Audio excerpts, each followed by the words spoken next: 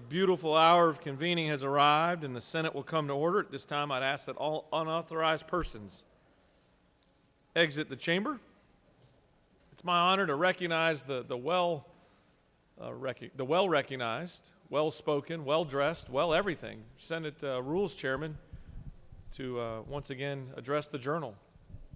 Thank you, Mr. President. It's a great day today. I've been honored by some distinguished former members, and they'll be back probably in a few minutes, but it's been a real treat, and there's no crying in baseball, but it's hard for me to get over that today. It's a beautiful day at our Capitol. Our members are ready to go to work on behalf of their constituents, and I don't really have anything to bring up today except that I'm honored for all the attention from my former Senate mates and my current senators. It's been such a great journey for me. Today's National Water Day. Senator from the 56 told me that, so I thought I'd mention that. The Journal's been read and found to be correct, Mr. President. Senator from the 56 does such a great job of getting in your television shot over there every day. That camera's on you, and wave to the camera. There you go. Is there objection to dispensing with the reading of the Journal? The chair hears none, and the reading of the Journal is dispensed with. Is there objection to the confirmation of the Journal? The chair hears none, and the Journal is confirmed. I'm not certain there's any good ideas left out there, but if you do, all senators who have bills or resolutions, please bring them to the Secretary's desk at this time. Got a short list today, but Mr. Secretary, can you please read Senate bills and resolutions for the first time? Senate Resolution 749 by Senators Davenport of the 44th and others, a resolution honoring the life of Mr. Jesse Bailak, Sr., and dedicating a bridge in his memory and for other purposes. Transportation.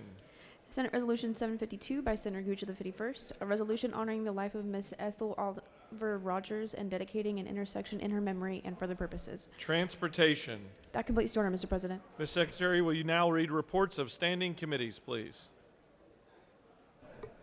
Mr. President, the Senate Committee on Education and Youth has had under consideration the following legislation and has instructed me to report the same back to the Senate with the following recommendation: that House Bill 1292 do pass and House Bill 1357 do pass by substitute. Respectfully submitted, Senator Payne of the 54th District Chairman. Mr. President, the Senate Committee on Judiciary has had under consideration the following legislation, has instructed me to report the same back to the Senate with the following recommendation: that House Bill 620 do pass by substitute, House Bill 1088 do pass, House Bill 1134 do pass, House Bill 1188 do pass, House Bill 1428 do pass. Respectfully submitted, Senator Strickland of the 17th District Chairman. Mr. President, the Senate Committee on Finances had under consideration the following legislation and has instructed me to report the same back to the Senate with the following recommendation: that House Resolution 594 do pass, Bill 424 do pass, and House Bill 1224 do pass. Respectfully submitted, Senator Huff-Stetler of the 52nd District Chairman. That completes the order, Mr. President.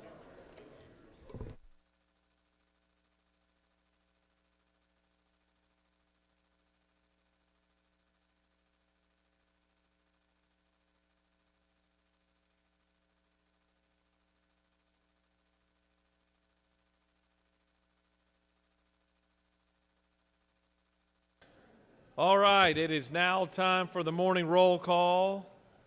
It is now time for our morning roll call. Does any senator wish to make a motion to excuse? The chair recognizes the senator from the 56th.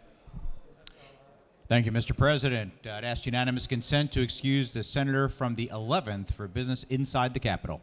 Without objection, the senator from the 11th is excused. Are there any additional motions to excuse? Has anybody seen the senator from the 33rd? Give it a second here.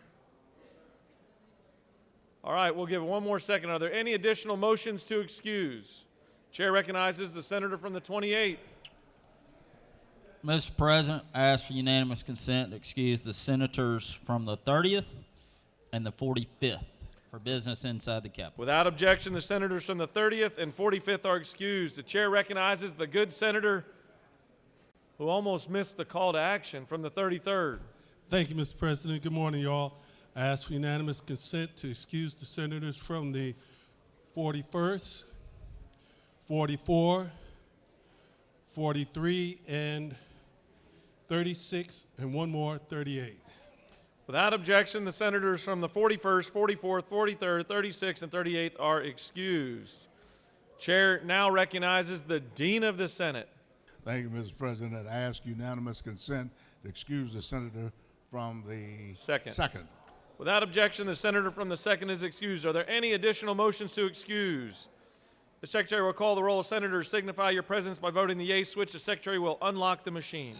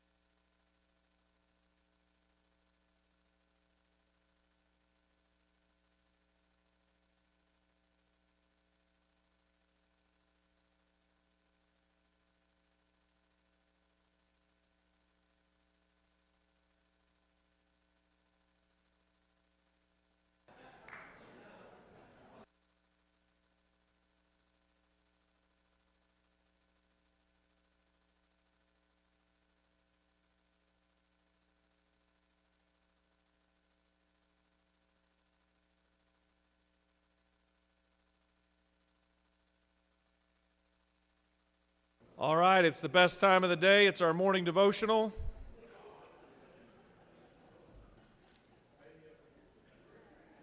All senators, please take your seats, cease all audible conversations. And doorkeepers, please secure the chamber at this time. Put the deadbolts on.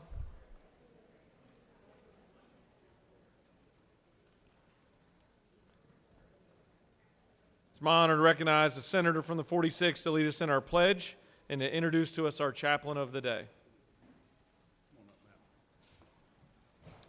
Good morning. Let's pledge allegiance to the flag. Pledge allegiance. To the flag of the United States of America and to the republic for which it stands, one nation, under God, indivisible, with liberty and justice for all. Now the Georgia flag. Pledge allegiance. To the Georgia flag, to the principles for which it stands, wisdom, justice, and moderation. Well, good morning. It's my honor today to introduce Reverend Matt Boer. He is the pastor of Jackson County Baptist Church in Jefferson, Georgia. He and his wife Laura have been married since 2000. They've got 3 great kids, Caleb, Kaylee, and Carson. As a boy, his father owned an architectural firm in London, Kentucky. The firm was in a 2-story home on Main Street. They had the office on the first floor, and the family lived up on the second floor. His mother, Sherry, was a Christian, but his father, Randy, was an agnostic who at best tolerated religious discussions, but mostly despised anything Christian. And he especially despised preachers. During elementary school, Matt's cousin, Shauna, and her family visited. Shauna was a sincere young Christian, and she told Matt that hell was real, and she was concerned for his soul. He was scared by this thought. His mother took him aside and assured him that even though hell was real, so was heaven. Even better, that God was real and had sent Jesus Christ to pay for all of our sins. That very day, Matt made a personal decision to make Jesus Christ his Savior, and it was the most important decision of his life. His parents later separated when he was 15, and he moved with his mom down to Fort Myers, Florida. His grandfather was a pastor there. And that's when he began to attend church and decided to go into the ministry. So after graduating from Crown College of the Bible in Tennessee, and he returned to work at Emmanuel Baptist Church for his grandfather, taught in the Christian school, directed the athletics program, and ran the youth program at the church. And after his pastor's death, the church called him to be their senior pastor in 2008. So he has been in the ministry since then, has been in Jefferson, Georgia since 2019, there with the Jackson County Baptist Church. And I met him just this session as he came to meet with me on some issues. I was quite impressed with him and his sincerity and his Christian faith. Thought it'd be great for me to help introduce him to this body.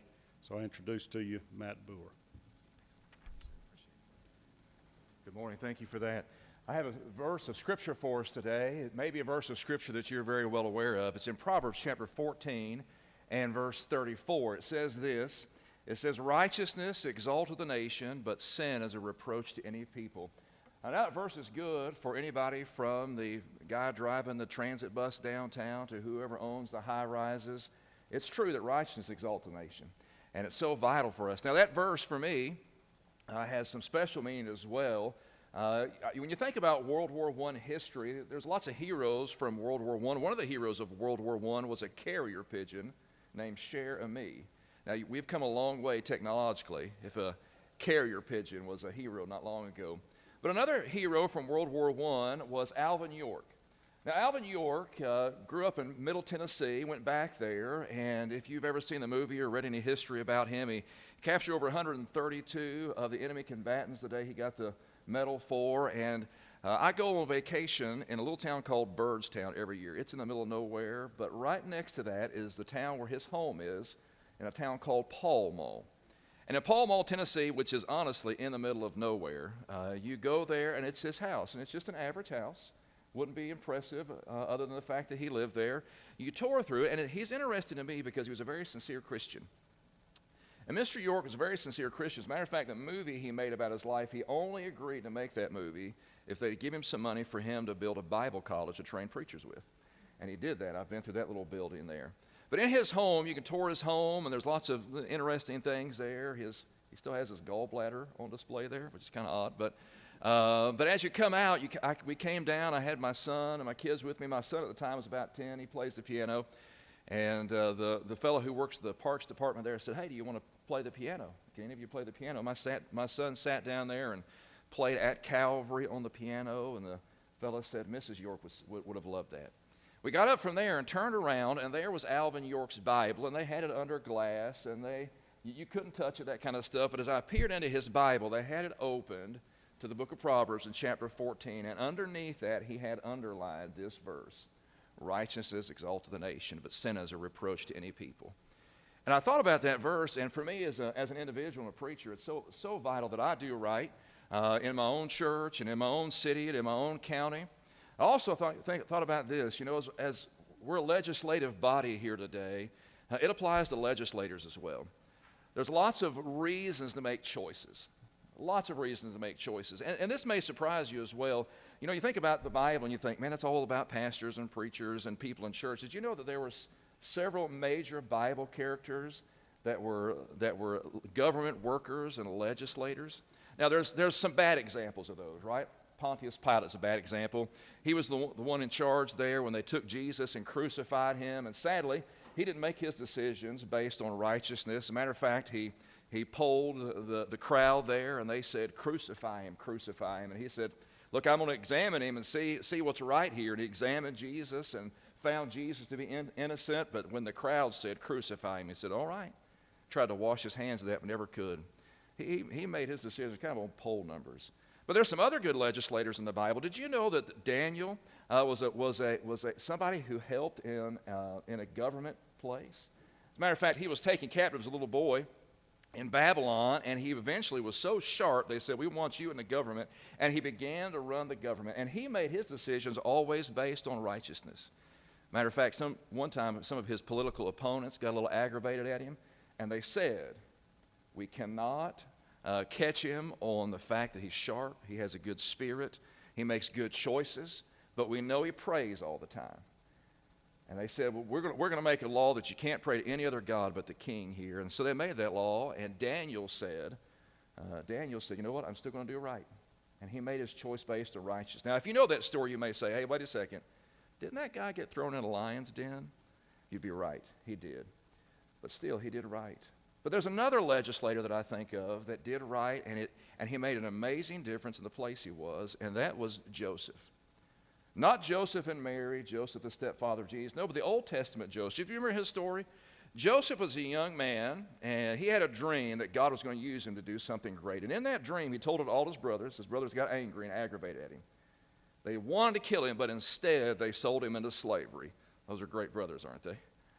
So off he went into slavery. He ended up in Egypt. When he ended up in Egypt, he was bought at a slave market and put in serving there. And when he was serving there, he decided not to get bitter and not get angry, but he decided, you know what, I'm just going to do what's right. He did what was right every time he was confronted. He did what was right when Potiphar's wife came and tempted him morally. He said, I'm not going to do that. She lied about what has happened. He got thrown into prison. When he got thrown into prison, he just decided, I'm going to do what's right in here. And some guys down there forgot about him and left him, didn't care about him. But he said, I'm going to do what's right. Until finally one day, he interpreted those dreams for the guys in prison, and Pharaoh heard about it. And he showed up one day into Pharaoh's office. And Pharaoh said, now who are you? And here's my dream. And Joseph interprets that dream for him. And the results of Joseph doing right for probably, we think, about 14 years with nothing to show for it. At that moment, Pharaoh said, you know what, I'm going to put you in charge of really the whole known world at that time.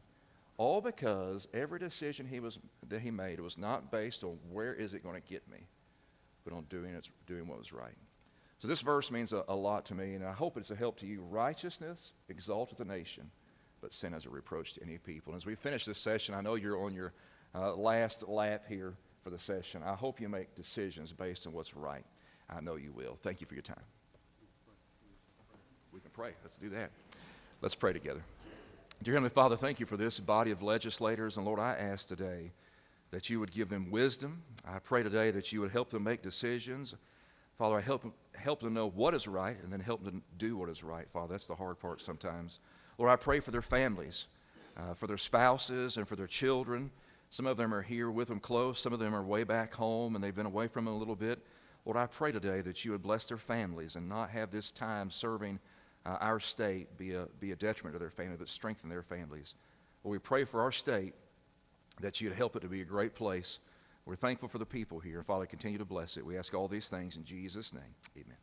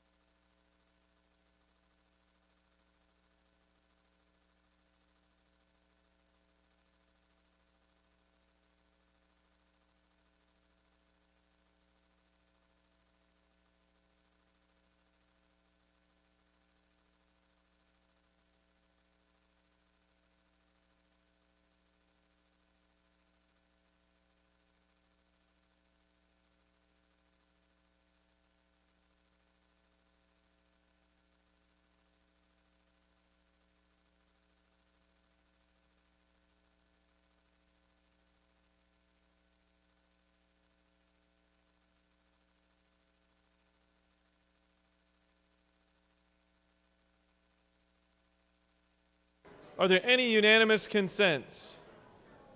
The chair sees none. The chair recognizes the majority whip for a point of personal privilege.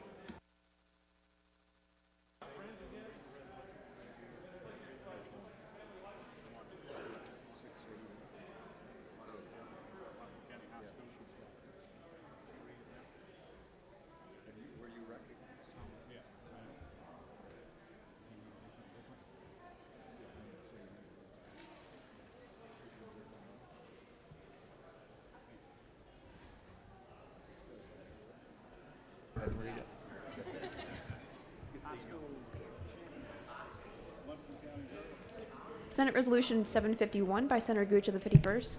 A resolution congratulating the Lumpkin County High School Lady Indian basketball team for winning the 2022 GHSA Class 3A State Basketball Championship and for other purposes.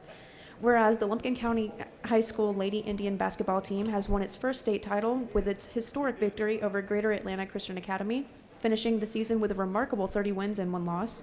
And whereas the phenomenal performance of this team is a clear indication of the outstanding athletic ability, dedication, hard work, and unity of purpose and spirit of each member of the team, its superb offensive and defensive talents, and the astute direction of head coach David Dowse.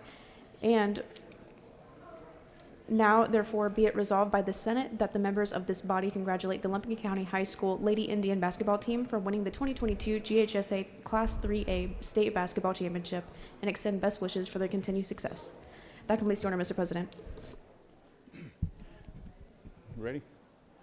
Ladies and gentlemen, I'd like to bring your attention to a group of folks in the gallery. They're from Lumpkin County High School.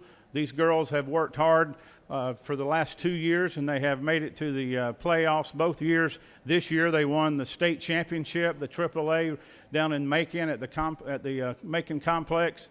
They're from Dahlonega. There's 9 girls on the team. They're all freshmen. No, there's 1 freshman, a sophomore, and the rest are juniors, no seniors. So guess what? They're coming back next year, and they're going to do it again. Girls, would y'all please stand and let's give these girls a congratulations and a warm Senate welcome. On the front row there on my right is Coach David Dowse. Coach, you did a great job with these girls, and you taught them not only how to play basketball, but also the great leadership and qualities of how to be a good person. I know they get up at 5 o'clock in the morning and go practice before school, because I know some of the girls and I know their parents have to get up to get them there. So thank you for your hard work and all you've done, and we look forward to another great year next year.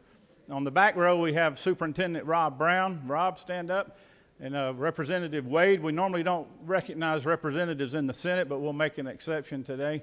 Billy Kirk is our high school principal. Thank you, Billy, for being here. Once again, y'all give these guys a warm Senate welcome. Thank you very much. Chair recognizes the good senator from the 12th for a point of personal privilege.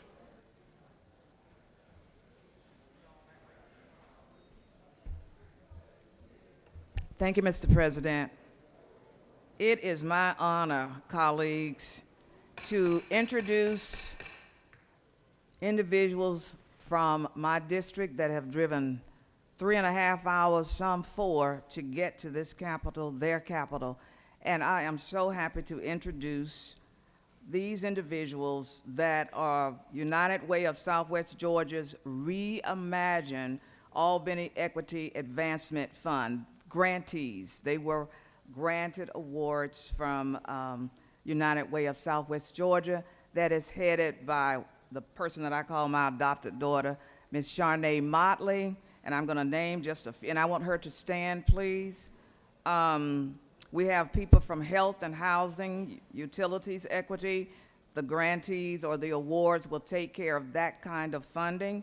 And some of the programs that are featured here this morning are A Better Way Grocers, which is a mobile grocery store, okay? The Albany Museum of Art, Genesis Nonprofit, which focuses on sickle cell, the Randolph Family Connection that is headed by Ms. Dr. Kenita Murphy, who is my other adopted daughter. So Kenita, would you stand, please? Kenita? And would you all please give them a big hand? They got up really, really early this morning, and we're so appreciative. And will you all stand? Would you all stand so we can see you? Thank you so, so much. Thank you, thank you. Thank you so much. Thank you, Mr. President. Chair recognizes the senator from the 37th for a point of personal privilege.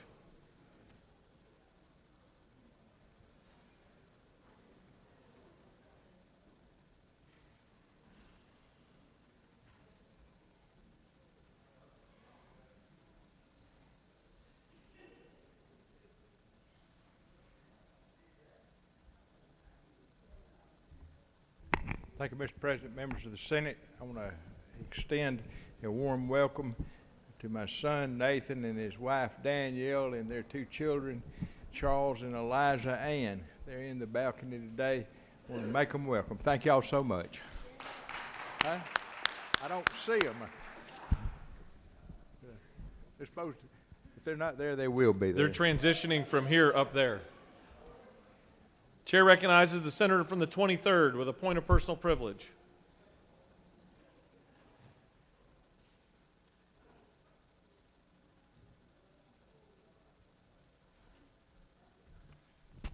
Thank you, Mr. President. I rise today to honor our doctor of the day. Our doctor of the day is Dr. Jackson Elam.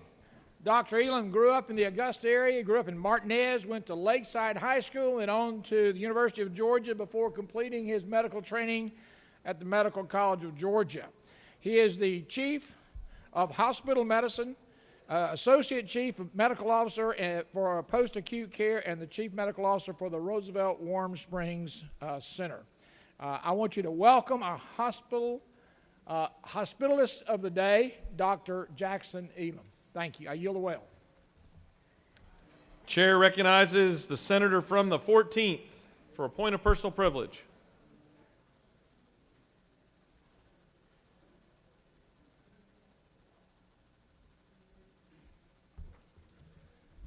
Thank you, Mr. President. To stay in a lane of being able to recommend or recognize people, I have a resolution here. Many of you know that everything begins at Ledge Council. And in the back right now, we have Jennifer Burgess. Let me read this to you. Recognizing and commending Jennifer Burgess on her outstanding public service and devotion to the Senate, the Georgia General Assembly, and the Office of Legislative Counsel. She joined the Office of Legislative Counsel as Administrative Assistant on October 1, 2012. In recognition of her abilities and tremendous contribution to the smooth operations of the Office of Legislative Counsel, she was promoted to the position of Office Manager. In the midst of serving the members of the General Assembly in her 10th session, she deftly and cordially carries out her duties as Office Manager for the Office of Legislative Counsel, requiring familiarity not just with all 236 members, but legislative staff and lobbyists as well.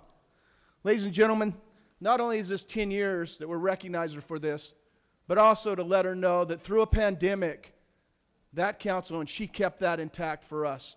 On a personal note, when I first came in, she was one of the first persons that I got to know. And I could tell you, many times we dropped the ball, but she was able to pick it up and make sure things got done. So to Jennifer Burgess, if we can just recognize her, again, across the aisle, she has done everything she can for us. So wherever Jennifer is, she was in the back. Oh, there she is. Jennifer, thank you so much for everything you've done.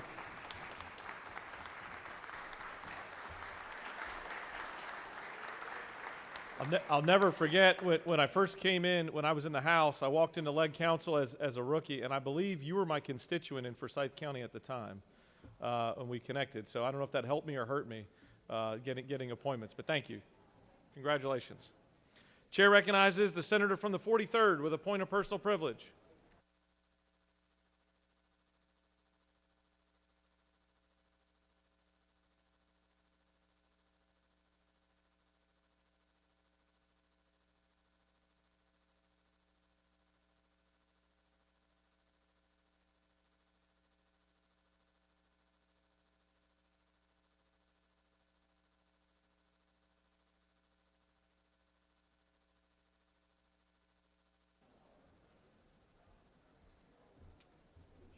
Thank you, Mr. President. Good morning, colleagues. Today, I would like to recognize, celebrate, and bring attention to a very important group that does the work in the space of mental health. Silence the Shame Incorporated is dedicated to eliminating mental health stigma. They're dedicated to reducing health disparities and improving rates of suicide among vulnerable populations.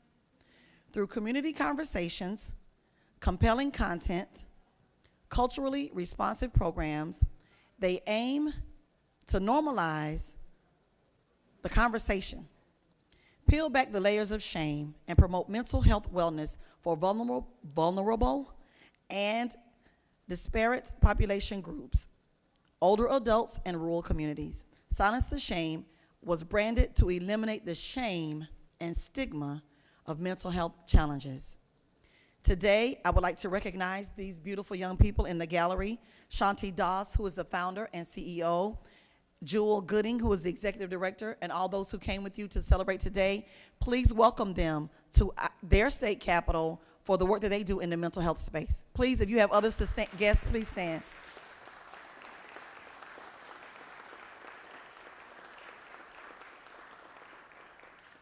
Thank you, Mr. President. I yield the will. Chair recognizes the senator from the 31st for a point of personal privilege.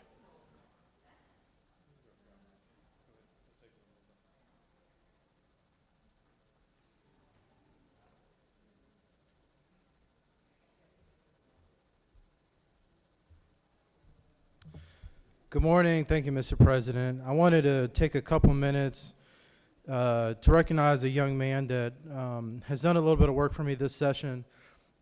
He's going to be a graduating senior at North Paulding High School, the home of the Wolfpack, and is also dual enrolled at Kennesaw State University, Cooper Guyon. So Cooper, this past weekend, won the Georgia High School Association 2022 State Literacy Championship. This is the first championship of its kind brought to the North Paulding community.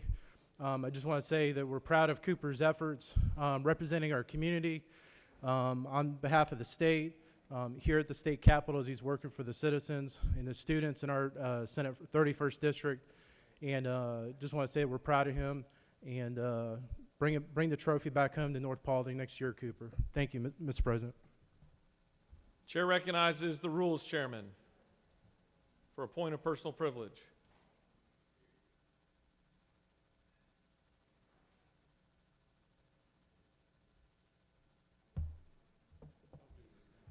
Thank you, Mr. President. I just brought this up. I had a Charlie Bethel moment earlier today, so I brought my tissue, but I'm not going there. We have some very distinguished guests today that were a part of a lot of ours past and our future from their guidance that we've received. I have been blessed that they came today to talk about me. Well, hold it. I've been blessed that they came today. And there are some great leaders that we've had in this state. And I'm not going to announce their names. I will let the President of the Senate do that. But these people are the folks who molded me into the man I am today. So we have a lot of great friends here today. And please make sure you greet them as well. Mr. President, I yield the way, and I'm not going to cry today. I'll do it later. Or again later. Thank you. Well, as always, you went a little out of sequence there, but we're going to go ahead and call an audible. Chair would like to recognize the senator from the 6th for a point of personal privilege.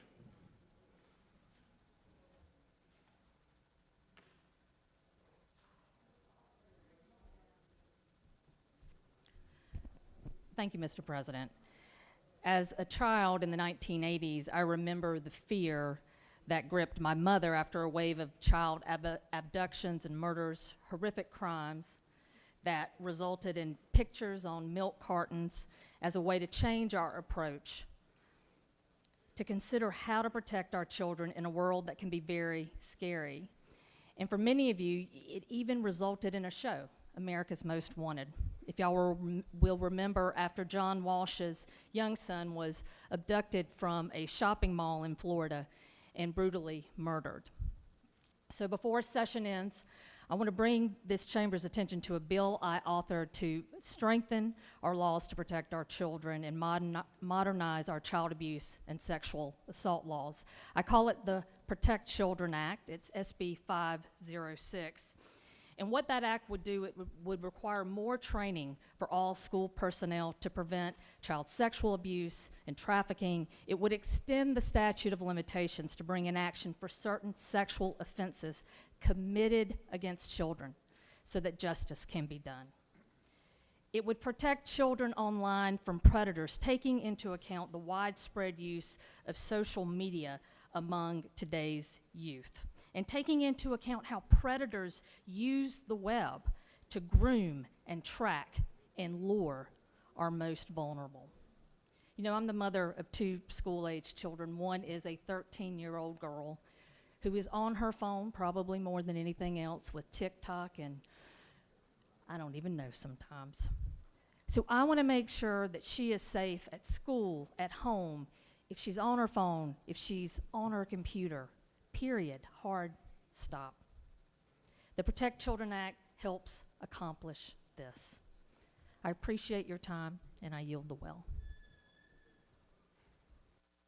All right, we've got some extremely special guests with us over there. I can feel the weight and tension coming from this wall over here. Maybe some of you members also do. So we've got some very special members, and I'm only as good as the paperwork they give me. So if I miss somebody's name, raise your hand. We've got former Pro Tem Eric Johnson, former Pro Tem Tommy Williams, former Rules Chairman Don Balfour, former Majority Whip Mitch Seabaugh, former Majority Leader Bill Stevens, former Majority Leader Tom Price, former Majority Leader Ronnie Chance. We've got Amanda Seals and Morgan Cook with us. If I missed anybody, raise your hand and we'll help. But thank you so much for being here. Now look, when I first saw this crowd show up, I figured there was a big issue on the table and y'all were kind of hired guns. But then I realized we're here to celebrate the life and legacy of the Rules Chairman over here. And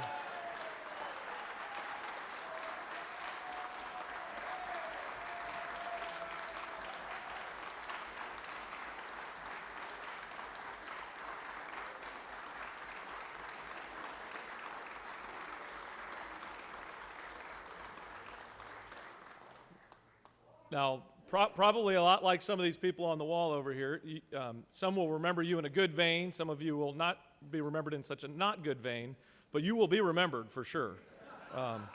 So with that, Mr. Secretary, can you please read a resolution, please? Senate Resolution 681 by Senators Miller of the 49th, Dugan of the 30th, Kennedy of the 18th, and many others. A resolution commending and recognizing Senator Jeff Mullis and for other purposes. Whereas Senator Mullis has a long and consistent record of service to the community and to the state and has been recognized as one of the most dynamic and committed citizens of Georgia. And whereas he has diligently and conscientiously devoted innumerable hours of his time, talents, and energy towards the betterment of his community. And whereas Senator Mullis was first elected to the Georgia State Senate in 2000 to serve Senate District 53 and is currently the longest-serving Republican in the Senate. And whereas born and raised in Chickamauga, Georgia, Senator Mullis was formerly a fire chief and an economic developer in Northwest Georgia. And whereas Senator Mullis is currently the chairman of the Senate Rules Committee and the chairman of the Economic Development Subcommittee of Senate Appropriations and has served on multiple other committees during his time in the Senate. And whereas he has been recognized by Georgia Trend magazine as one of the 100 most influential people in Georgia for 6 consecutive years.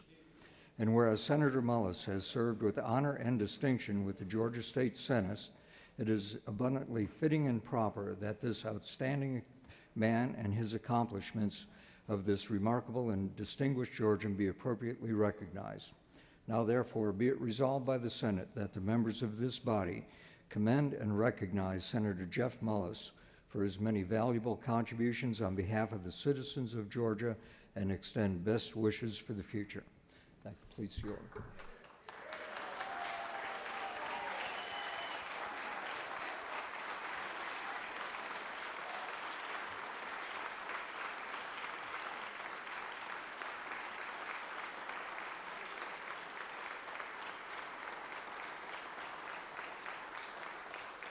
Now, before I try to jam this resolution through, I want to just caution all the members, we've got some very influential senators that are behind this resolution. So I'm going to ask this question very, very seriously.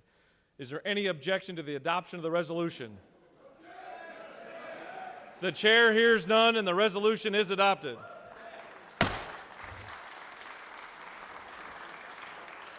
And I'm certainly glad I've had the chance to get to know you as a lieutenant governor as the rules chairman, because as a House rep, I didn't like you very much. With that, I'd like to recognize the President Pro Tem for a point of personal privilege.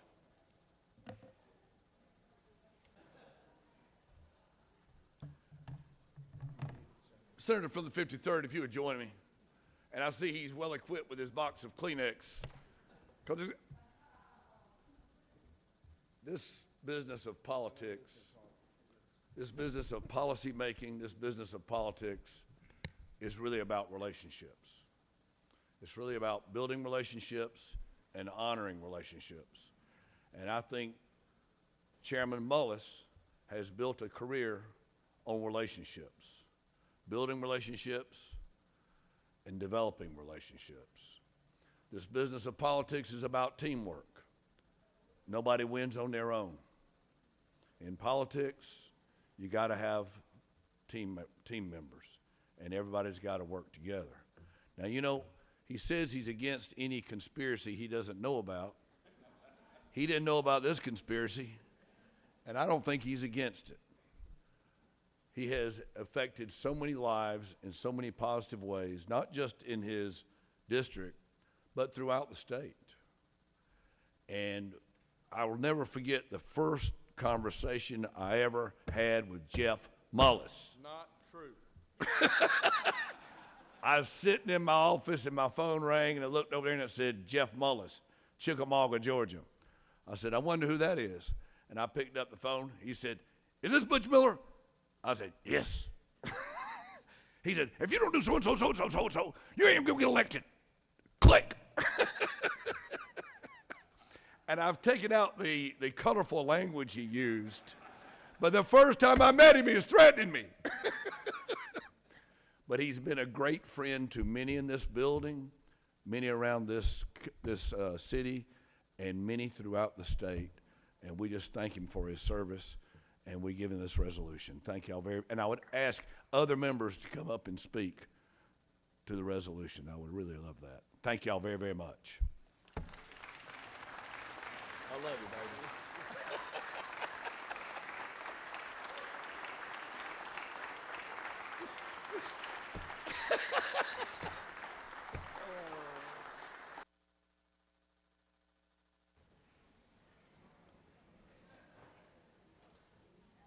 Chair recognizes the senator from the 20th for a point of personal privilege.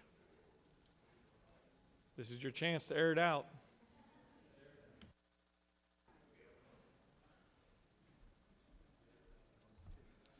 Yeah, I may need to borrow the Kleenex. Seriously, I love Jeff Mullis.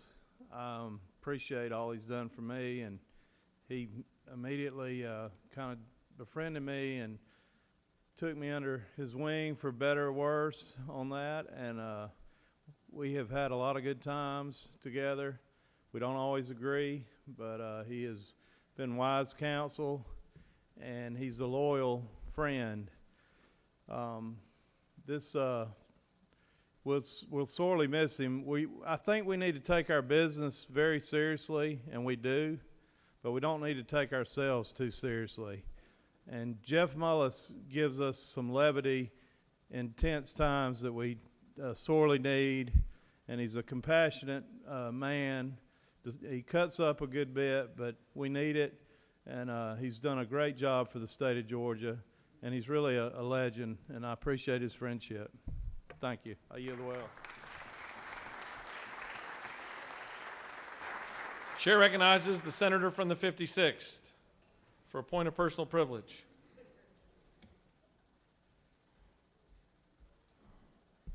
Thank you, Mr. President.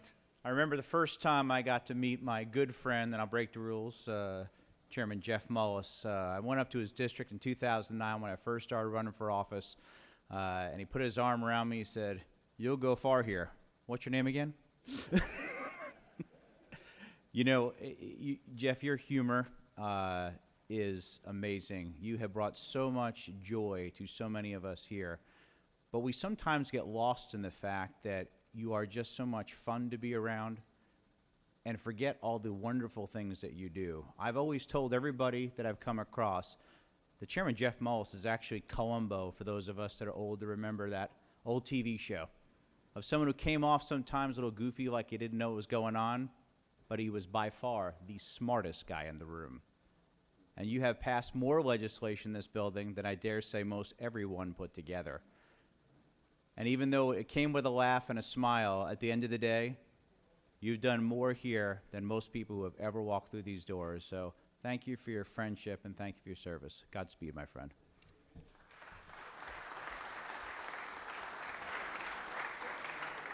Chair recognizes the Dean of the Senate for a point of personal privilege. Thank you, Mr. President. Jeff, I just want to let you know that I really, really appreciate your friendship. And that's not rare among those of us who've served quite a while in the Senate. You can lose sight of the fact that we all senators and elected by our particular constituency. We lose that fact sometimes. But Jeff Mullis is a conservative that represented his constituency, but didn't forget the statesmanship aspect of his duties as well. That is just so important, and you has left a mark on the legislature here in the state Senate that will last for a long time. I certainly appreciated that. The first time I met Jeff, I believe I was chair of the local assistance grants program.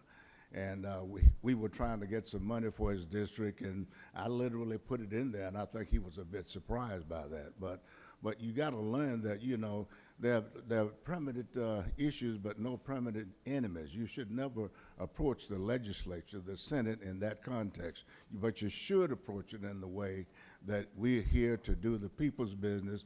And as long as you don't lose sight of that, you'll be okay, as Jeff Mullis did. And I think you'll be, your mark is indelible. And a long, long friendship. You have my friendship. The people of the 53rd will miss you sorely. God bless you. Thank you. Appreciate it.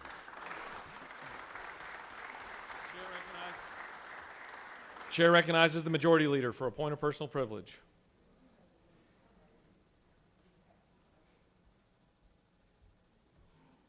Thank you, Mr. President. We've been blessed to have a great Rules Chairman, a great senator, a great statesman amongst us, and Don Balfour, we appreciate you being here.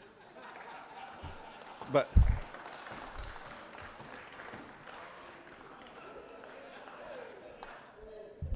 today's about Jeff Mullis.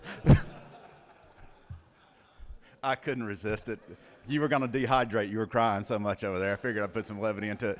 No, I do. Like everybody else is coming up here, I appreciate you for who you are. Can't tell you how many times you've been mad at me and would never support me for anything again until the next day.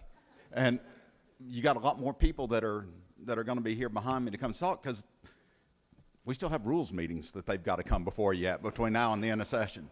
So, again, thank you for all you've done for the state. Thank you. The part I will miss most is all the stories I hear about stuff outside of session that you were involved with here that are obviously all not true, that everybody else just remembers perfectly. So we will miss you. Best of luck, and I look forward to the rest of the session here with you and seeing what you got coming in the future. I yield the well. Chair recognizes the Minority Leader for a point of personal privilege.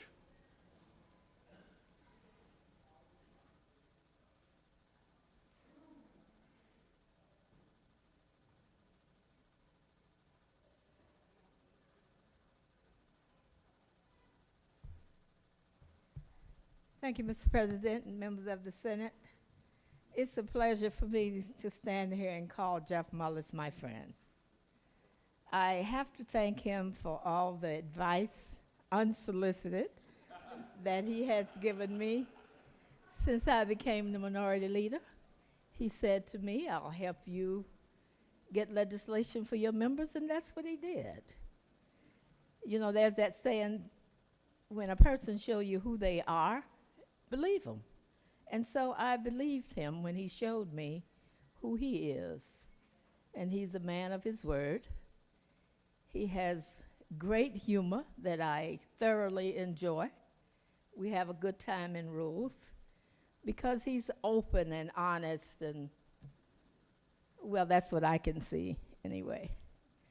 And it's a pleasure to see all my old friends and members that I have served with through the years. Eric, thank you for being here. Ronnie and Mitch, Tom, and Dawn. It's great to see all of you. And that's something I'm still hanging around here. But thank you, Jeff, for being who you are, and I'm looking forward to your retirement. And I hope it's a great one. I've got a sign-up sheet here that you can join. And on that note, I'll take my seat, and good fortune to you.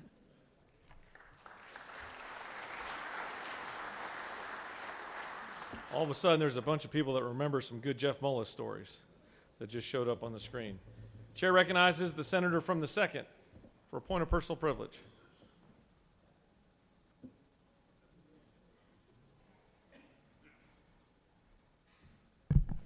Thank you, Mr. President. I'm here to say thank you to the senator from the 53rd. One thing you can say about Jeff Mullis is that he's fair. He's fair, and he's fair. You know, before COVID, I often had the opportunity to go out to dinner and break bread with the senator from the 53rd. And there were often things we disagreed on. But let me tell you, he actually listened to your point of view. And maybe we didn't always agree, but he listened, and he was fair, and he just had a good heart. Jeff, thank you for your service. But more importantly, thank you for your friendship. And I can tell you, we used to sit down and drink sweet tea and just have a good time, or maybe something that looked like tea. But when we got together, we talked about, you know, what was great for our state. But you can tell in his heart, he meant well, and he wanted to do the right thing for the people of this great state. And sometimes we are very partisan, but friendship is something that we can always have in this chamber. And Jeff has been a friend to everyone in this chamber. He's been fair to everyone in this chamber. And Mr. Chairman, I want to thank you for your service. But more importantly, I want to thank you for your heart and your sense of giving and your sense of understanding everybody's views and everybody's points. So I leave you with this. Georgia is a better place because you served. Thank you, sir.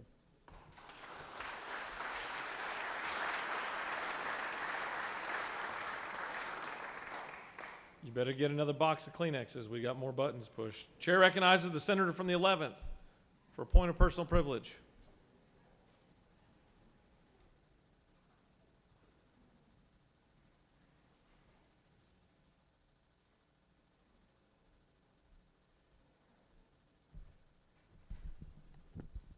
Thank you, Mr. President.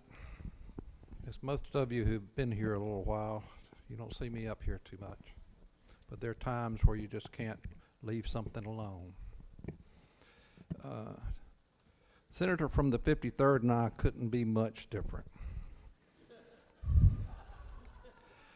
I'm shy. He's not. I still have hair. He doesn't have so much. I'm thin. I'm not going to say anymore.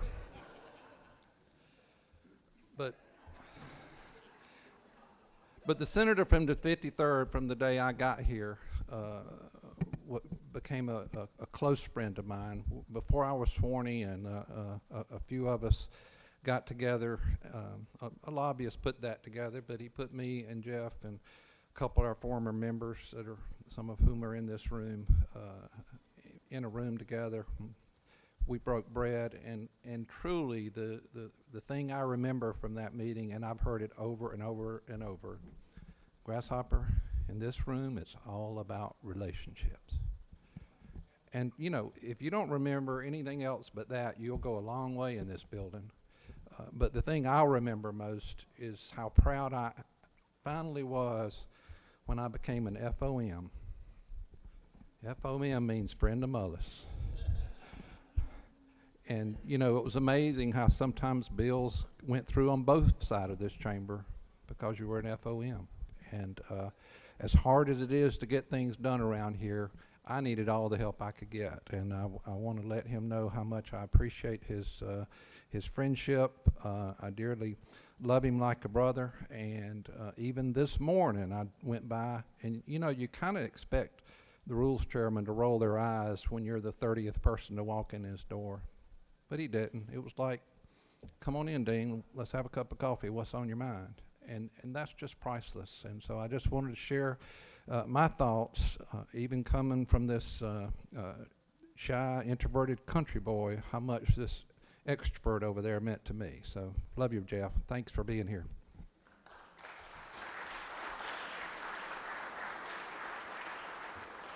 For what purpose does the minority leader rise? Parliamentary inquiry. State your inquiry. Is it not true that I did not see Bill Stevens over in the corner? I'm certain the gentlewoman knows of what she speaks. Chair recognizes the senator from the 18th, your seatmate. Can't imagine what he's going to say.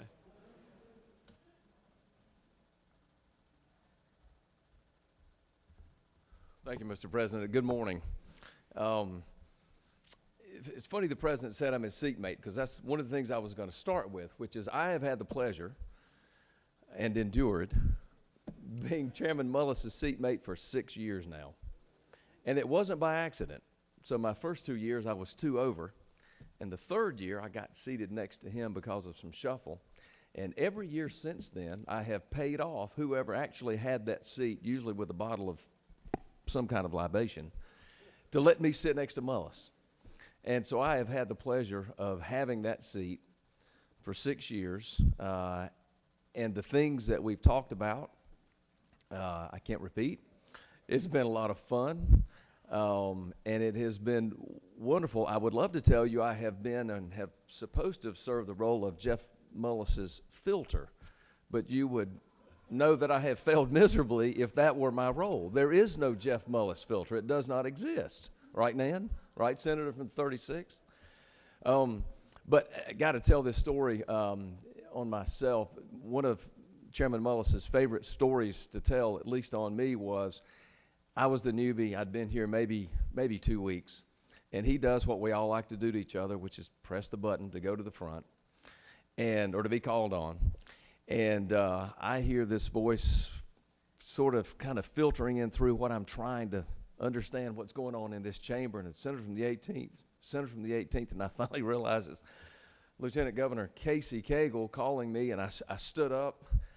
I didn't know what to do, and so I sat back down, and I stood back up, and I started to break out in a sweat, and I sat back down, and I stood up for a third time, and I looked over, and Jeff is in a full convulsion, just laughing. He got me better than anybody had doing that. That was the first time. I want to thank these folks here. Thanks for making the trip. Mr. Rules Chair Balfour, thank you for putting it together and getting all these folks here. That, I think, probably says as much or more that y'all cared to come today than what we'll get up here and say for a few moments. Last thing I want to say, 2 things I think of with Jeff Mullis. One, y'all have already said, he is the master of relationships. You don't get anywhere in this building, you're not effective, and you're certainly not going to be remembered if you don't have good relationships. But the second thing I would think of and say, Mr. Chairman, for all this time, you make it fun. You just make it fun. And we appreciate that. It takes the stress level down. It takes the anxiety, not totally away, but it makes the unbearable not only bearable, but something we look forward to coming into this chamber, because you're going to have something funny to say for us. We go see you in your office, and you're going to make it fun. It doesn't matter what it is. So thank you for that on behalf of all of us. Thank you. Mr. President, I yield the well. Chair recognizes the pro tem. Mr. President, parliamentary inquiry. State your inquiry. There are a number of guests here, and I'm sure a couple of them would like to say a couple of words if we could call on them. I know they have business outside the Capitol. If we could indulge them. Balfour. We'll pick we'll pick one representative of the alumni. Chair recognizes.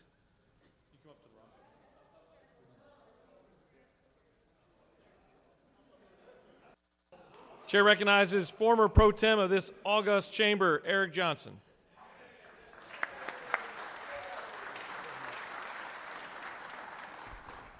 I forgot the rules. I spent more time up here than down there, because remember when we were up here the first time, the lieutenant governor was there, the other party, so we had a little bit of fun. But Jeff got to participate in that. He's been a great member, and the fact that he's the last member of the minority party for the Republicans in this chamber just meant a lot to us to come up here and honor that and remember the switch and the excitement and the stories. And hopefully the minority party won't have those stories to tell soon. But it was a big change. He has had a great sense of humor, and we met with the caucus, the majority caucus this morning, and shared some stories, probably none of which would be appropriate in the public forum, so we won't do that. But he loves his district, he loves his family, and he loves a good meal. But he's been a great member, and y'all have all talked about that sense of humor, and that's important. And I can't imagine sitting next to him for 6 years. But he is an awesome member. He'll miss him. I'm sure his wife and his kids are going to look forward to him coming back. And thank you so much, Mr. President Pro Tem and Lieutenant Governor, for allowing us to be on the floor, and appreciate the opportunity to share this special moment with this body. Y'all do great work. It was an honor to be in the Senate. Thank y'all very much.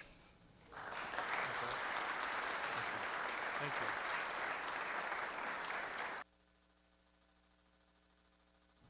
So I'm reminded of the first time I met the senator from the 53rd.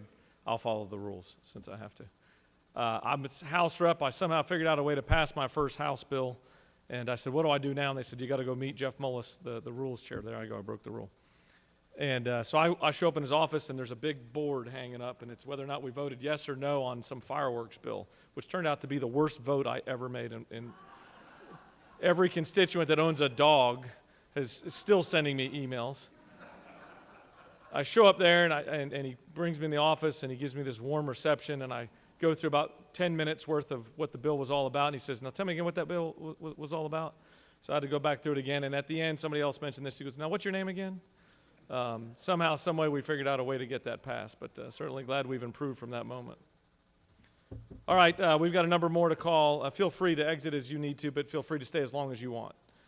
Chair recognizes the senator from the 36th for a point of personal privilege.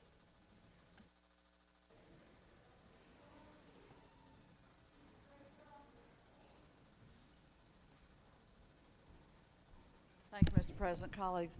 Well, I don't know where to start. It's been a long and storied journey down here with Rules Chairman Mullis. But as Elizabeth Taylor said to one of her last husbands, I won't be long. Let me say that, and we're repeating each other now, but it bears repetition that Senator Mullis totally gets it about relationships. And we have one that I've enjoyed since I've been here in the Senate. And, you know, I understood in the House, as members left years ago, they would give these soaring oratory about what a wonderful friendships that they had. And I was just getting there, and I thought, is that right? You know, I was in that great big 180-seat chamber. It is true. Now that I've got some years on me, I have a full and deep appreciation of the relationships that we've built together. And the ties that bind in the Senate, I think, are very strong ones, where there are 56 of us, and we can really get to know each other if we invest ourselves in doing that. And that's what the chairman of the Rules Committee has done. And, you know, I'm up here lauding him as we send him on his way. And he was the author of these, y'all heard those Buckhead bills? One or two? But that's not going to sever our relationship. It's much deeper and more firmly rooted than that. It's a friendship that I'll treasure while both of us are still here on the earth. And you cannot find someone in this building, I think it's safe to say, that you haven't reached out your hand to, Senator, and offered advice and helped. And those are the people that I remember the most. Denmark Groover in the House. That's what he did. You came in, it didn't matter your credentials, it didn't matter your party, your race, where you were from. If I can help you, I will. That was what he said, and that's been the rules chairs. You've lived it day by day, and I'm just they used to talk around about how Senator Mullis slept in my district, and I didn't want anybody to get the wrong idea, but we went to dinner and laughed about that on many occasions as he and his roommate rented a lovely place over in one of my neighborhoods. So thank you, Mr. Chairman. Thank you, Senator Mullis. Thank you, good and dear friend to all of us.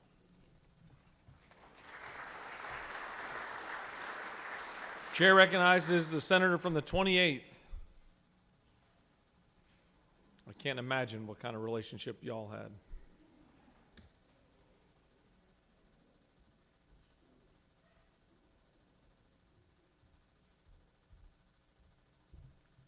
Thank you, Mr. President.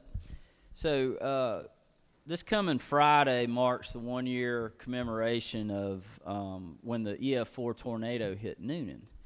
And if y'all can remember, the first day back in session after that tornado hit, I came down to the well, and I was very emotional that day. The weight of the whole situation was just, it was hitting me hard. And you know, even the senator from the 12th came down and brought me some Kleenex. And when I finally kind of gathered myself to where I could get some words out of my mouth, and I started speaking, and I started scanning the room, and I kind of started over this way, and I was looking in each of your eyes, and I really could feel your empathy towards me, and more importantly towards my district, and I know y'all could feel the pain that I was feeling. And as I'm scanning and I'm scanning and I'm scanning, and I get over to the senator from the 53rd, and he's sitting there going,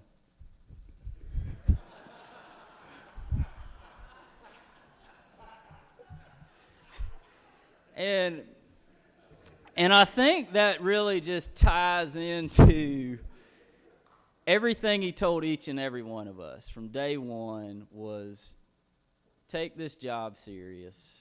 Just don't take yourself serious. And I, you know, and here's this king, and you know, in my mind, when I come in, he's a legend. He was already a legend. 22 years of service, and this man that has built his career on relationship building, and through 22 years of relationships, I just want to point out that only 6 of them came down to honor you.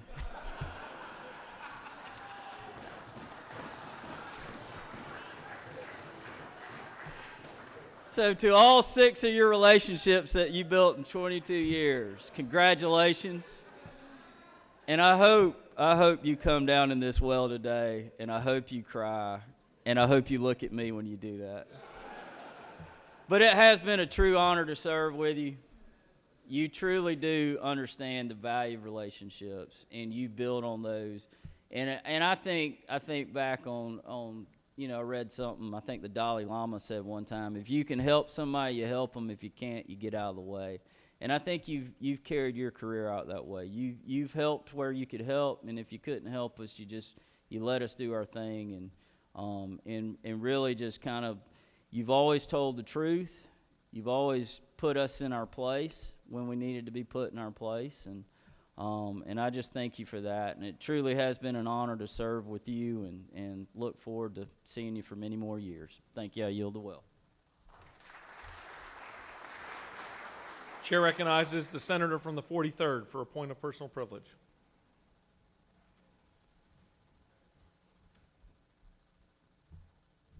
Thank you, Mr. President. I have to also give celebratory shout out to the senator from the 53rd.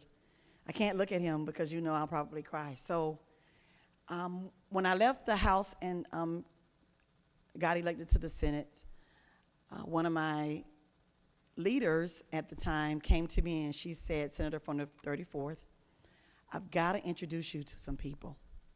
And she took me around this chamber and she introduced me to people. But the very first person she introduced me to was to the senator from the 53rd. And I was like, why is she introducing me to him?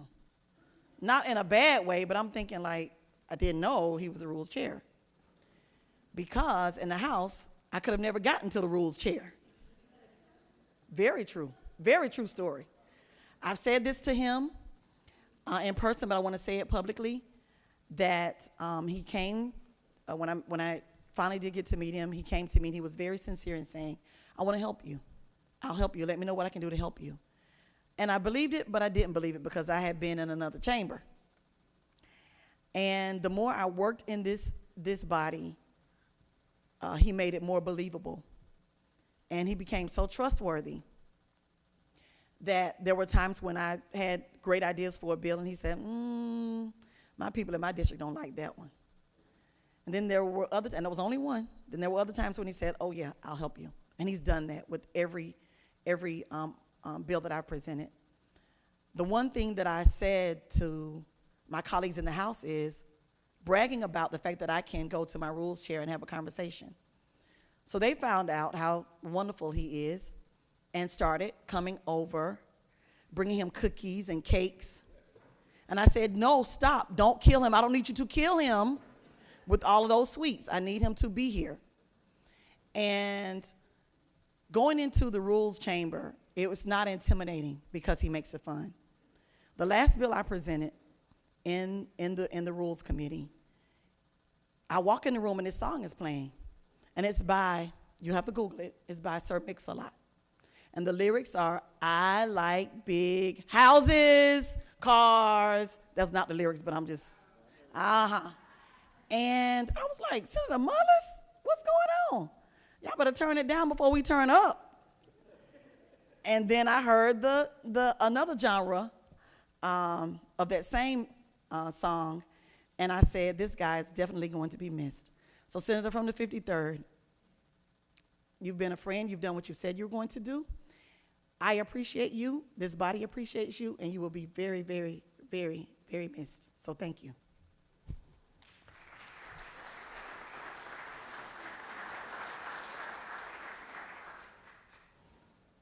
Chair recognizes the senator from the 46th for a point of personal privilege.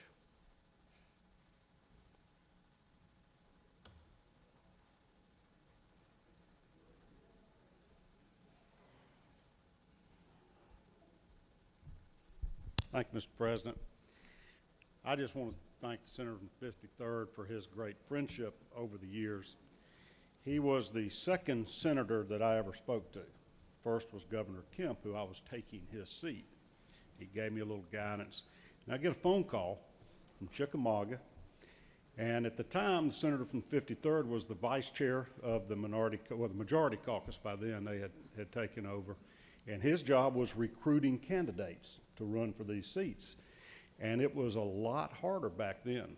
I believe the numbers were, when you first took over in 2003 session, was a 30-member majority. By the time I got in, it was up to 32, but it was an active recruitment process to try to get somebody to have the guts to run against the Democratic Party that had controlled Georgia for 150 years. So, just with that bubbly personality on the phone, I knew I liked this guy, and he was so encouraging and enthusiastic, it just sort of fired you up. And you can see he did his job well, because over the years, the majority grew up to as high as 38 at one time. So I get down here and I seek him out. I wanted to put the face to the name. And I was probably one of the more miserable senators my first week in the Senate. I didn't know anybody. I was living by myself in a hotel room. Nobody invited me to dinners. I'd go to the receptions at the depot, and then I'd go home. It'd be 6:30, and I'd sit there and watch TV and think, boy, this sure is fun. So I mentioned it to senator from the 53rd, and his little sidekick at the time was now Superior Court Judge Bill Hamrick. And they ran together like, Mutt and Jeff all the time. They were roommates and lived together, best buddies. And so they started taking me under their wing, taking me out to dinners, and one thing led to another. Some of the greatest experiences I've had is being at dinners and hearing the Jeff Mullis show as he entertains. And we're going to repeat all of those corny jokes of yours for years to come, so you won't be forgotten. But there's one story the senator from 36 mentioned, that he lived in her district for a while in some house over in Grant Park. And I remember before those days, he was like these guys in the United States Congress. He lived in LOB for a couple of years.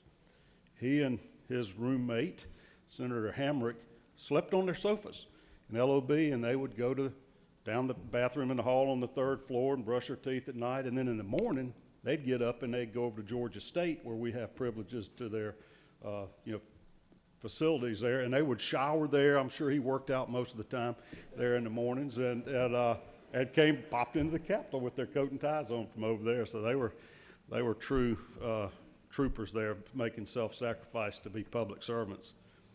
So one night there in LOB, and they're sleeping on their sofas, Mullis gets up and has to go to the restroom. When you go out there into that 3rd hall floor on the right, that door locks behind you. You got to have your little card to get back in. So as the story goes, which I believe is true since Hamrick told it, as he goes to the restroom in his boxer shorts only on the 3rd floor of LOB, and there are cameras in LOB that protect us, and so security sees this strange man wandering around in his boxer shorts there on the 3rd floor, and they start going around the offices trying to figure out what's going on. They come across Hamrick. They said, "Have you heard any disturbances? There's a half-naked man down there in the hallway." Hamrick swears to goodness he said, "Don't know what in the world you're talking about. I hadn't seen anybody." They left him locked down there for a while, but let him back in. But that's a humorous story, and just one of, there are thousands we could tell, but all of them, you've brought us great joy and merriment and happiness and made this job more bearable. And I appreciate all you've done for me and all our colleagues. Thank you to the 53rd. Chair recognizes the senator from the 34th for a point of personal privilege.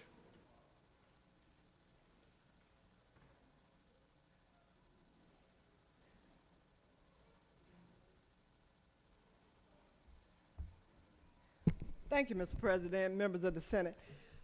I rise because I have been here 20 years in the Senate. Of course, I did my first term over in the House. And I bring that forward because I want you to understand, I was listening to Eric Johnson, who was here when I got here, serving in this body, and I had a chance to serve with him. But what he had mentioned made me remember I left a Democratic House and came to the Senate where Georgians voted a Democratic Senate, but they also voted the governor, Sonny Perdue, the governor of Georgia, that had been a Democrat, that had switched parties, and he got 4 switchers to make the chamber Republican. But Jeff Mullis never changed one iota. He's been my friend from day one, and he's my friend today and the day he leaves. He has been genuine. I don't care how you try to haze me. When you haze me in rules about my little bill, I can take it. But Jeff was saying, "I told you I'm gonna help you," so I can take it, because I got a friend. That's a friend for life. It's not a friend about parties. It's a friend about your Jesus and my Jesus. The Jesus in you sees the Jesus in me. And I just love you with all my love I can give to anybody, because you have been genuine.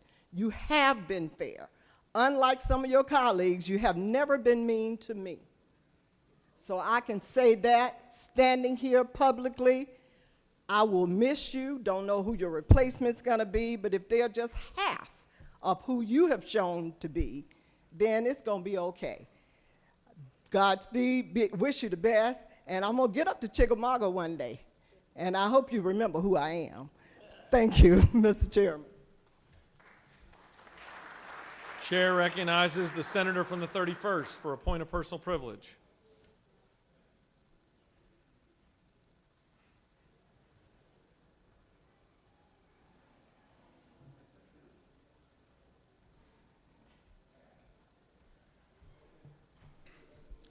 So I'm going to be brief, but it is funny and interesting how life comes full circle. 20 years ago, when I guess, from the point in time I joined this body, I worked as an aide and an intern for the late senator from the 24th, Joey Brush, and the former senator of the 42nd, Senator Pollock. And Senator Mullis, I remember, coming down here to working in Joey's office, and the short, stocky guy carrying around his fire hat from North Georgia, acting like he owned the building as a freshman. It was a funny guy. He was funny then, but he was serious. And over the years, I know we have found ourselves on, agreeing on issues, agreeing on campaigns. Some days, we don't. But the one thing I appreciate, Jeff, 20 years ago, being a young man working in this chamber, when we were in the minority party and literally standing in the back of that room behind the desk of the senator from the 42nd right now, when the flag debate happened in this room and the room was cleared, watching how the senator handled himself, how the senator, was respectful to all of his colleagues, whether he agreed or disagreed with them. But most importantly, for him being convicted of what he believed in. And in this day and age, politicians walk into this building, from all parts of Georgia, thinking they're going to do one thing, they're going to do another, or whatever. But rarely in this day and age that we live in do we find somebody convicted about what they believe in, whether you agree with them or not. And Senator Mullis, I appreciate you for being convicted and not being afraid of whether it's people in your district or people across the state to get the job done. And hopefully we'll have more convicted people into the future following the work that Senator Mullis has done. So to my friend, I appreciate you and the work you've done for our community in Northwest Georgia, and God bless you. Thank you, Mr. President. Chair recognizes the senator from the 33rd for a point of personal privilege.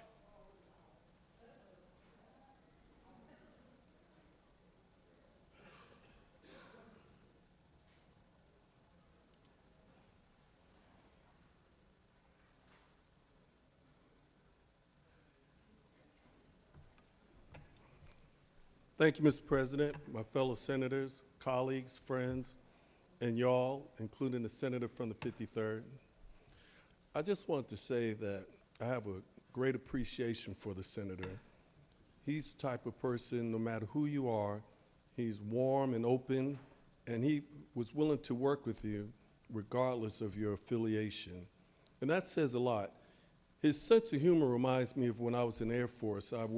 I managed personnel for the pilots and navigator school, and the pilots always had a sense of humor no matter how important or dangerous the mission were. They always had a joke or something to make you laugh to try and ease off the pressure.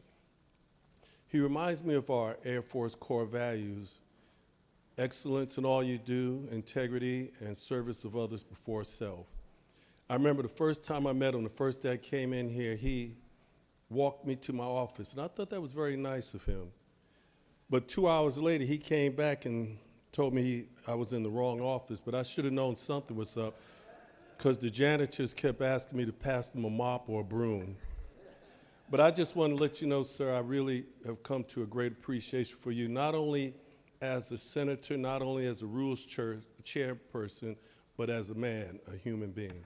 God bless you and good luck. I yielded well, y'all.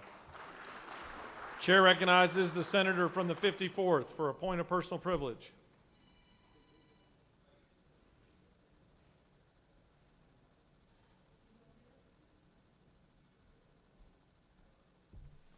You're not going to cry, are you? Thank you, Mr. President, and I've seen a side of the good chairman that most people in this room haven't seen. And it's just, when I came into this body 6 years ago, he was assigned as my mentor, and I thought, oh boy, this is going to be fun. But he was assigned as my mentor, and I'll never forget, I was sitting on 2 rows behind him when I first got here, and there was an amendment to a bill that went through, and I was one of the co-sponsors of the amendment to the bill. And not consulting with my mentor before offering that amendment, I signed off on the amendment. And he stood up and he turned around and just looked at me and said, "Really, Chuck? Really?" And I just stood there and smiled. And he just smiled back at me. But that was one of the things. But I just, seeing a side of Senator Mullis that I think back of the most is just going back to the time when I was a state juvenile probation officer, but I was also one of those grunts in the world of politics that helped all those folks that were standing over here get to majority back in the 90s. I was chairman of my county Republican Party from 97 to 2005, doing all the grunt work in the field. And I got this call from this gentleman, Jeff Mullis, and asked me to come to his office in Fort Oglethorpe, and I went and met with him. And he just had some questions about campaign. I think this was after he lost in 98, was coming back for 2000, was just shoring up everything and wanted my insight about running campaigns and doing that effectively. We had that meeting. But it was, while I was chairman of the Republican Party, I get to be the only one in this room that has the honor, Jeff, of saying, I got to do grunt work for you and put up many signs to help my friend get elected to the state senate. And it's my honor as your friend to see you in this day and to see those tears in our caucus morning this morning and to see that you need that box of tissues because we're gonna need one before it's all over.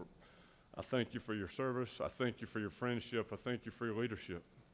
And speaking on behalf of all of Northwest Georgia, you know, as I sit next to you as we cover the whole corner of the state, I can speak for all of Northwest Georgia and just say thank you for your many years of service. Thank you for beyond your district. You've served all of Northwest Georgia, not just your district, but all of us. And I just thank you so much for all that you've meant, not only to Northwest Georgia, but to the entire state of Georgia. God bless you and thank you for all your years of service. Chair recognizes the senator from the 8th for brief remarks. That means under an hour. Thank you, Mr. President. I just wanted to say this. Thank you for being so good to me when I came in. All these people here today are talking about your public life and how successful you've been at that. And there's absolutely no question about that, the friendships you've made. But I also have had the opportunity to get to know Greg. And I'm going to tell you, Greg is a great young man. And the fact that you've raised him shows that you've not only been successful in your public life, but you've been successful in your private life. And I cannot think of anything that would be more gratifying or would mean more to any father than to be sitting in this chamber today with my son and all of your friends be talking about how much they think about you. And I tell you, I'm thankful that I've gotten to know Greg, but I'm thankful that he was here today because he's going to be able to tell his grandchildren how great of a man that you were. Mr. President, I yield the will.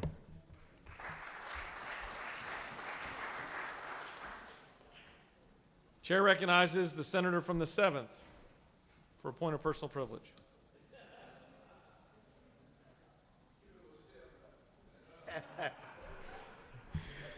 Thank you, Mr. President.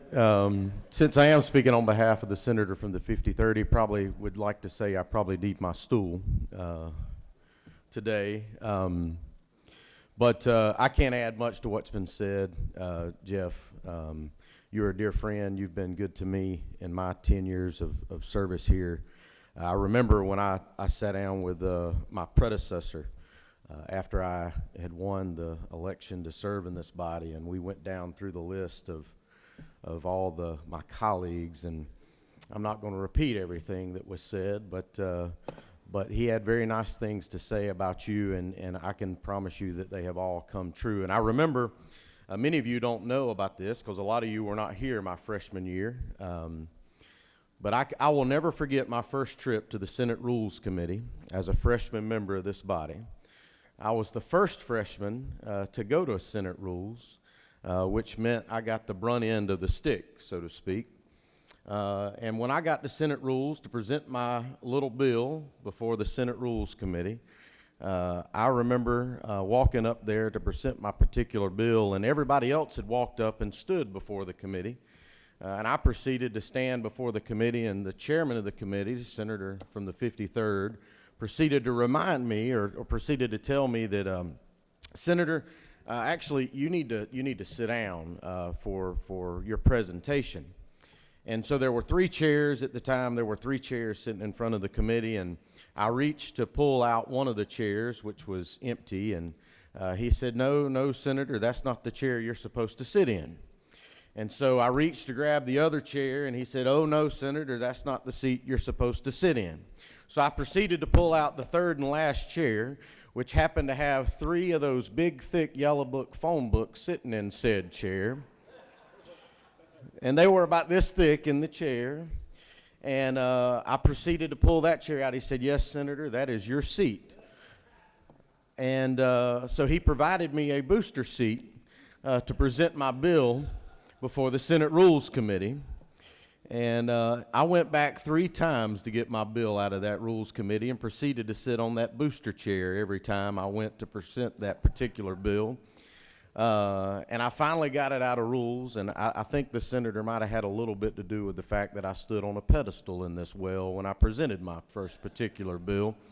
But Senator Mullis, there's a number of stories that we could tell. I think, I'll jokingly say I think part of the reason I think you might be leaving is you don't have your punching bag to pick on anymore, because I'm leaving too. But I'll miss opportunities of pressing your button. I'm sure you'll miss those of pressing mine. I'm sure you're going to miss Red Coat Day, among other things. But it's been a pleasure to serve with you, Mr. Chairman, and thank you for your service to this state. I appreciate your friendship. I yield the will. Chair recognizes the senator from the 40th for a point of personal privilege.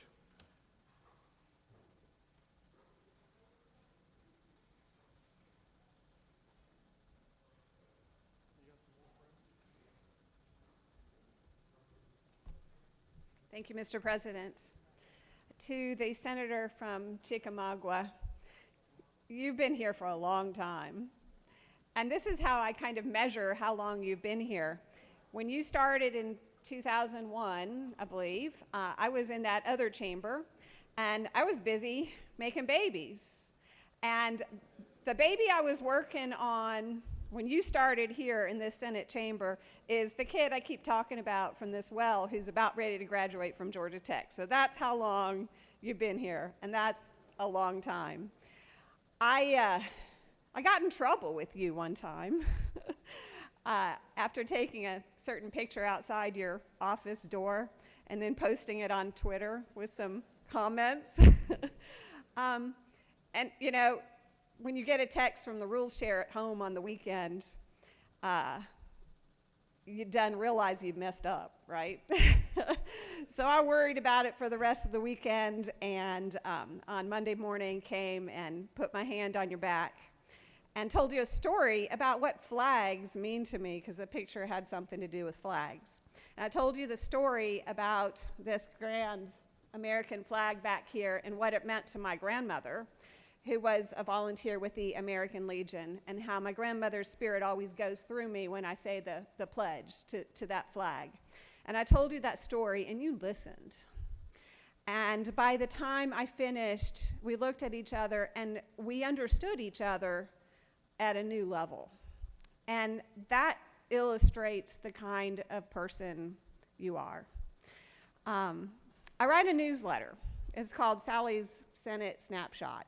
And I try to describe things that happen here in a very interesting and entertaining way. I always have some sort of theme, like baseball or thunderstorms or fast-moving trains, or last week, for some reason, it was about Star Trek. But I started writing about you. You've been a character in that newsletter. And I started writing about you, and I wrote something that happened, and I'm like, I'm going to get in trouble for that.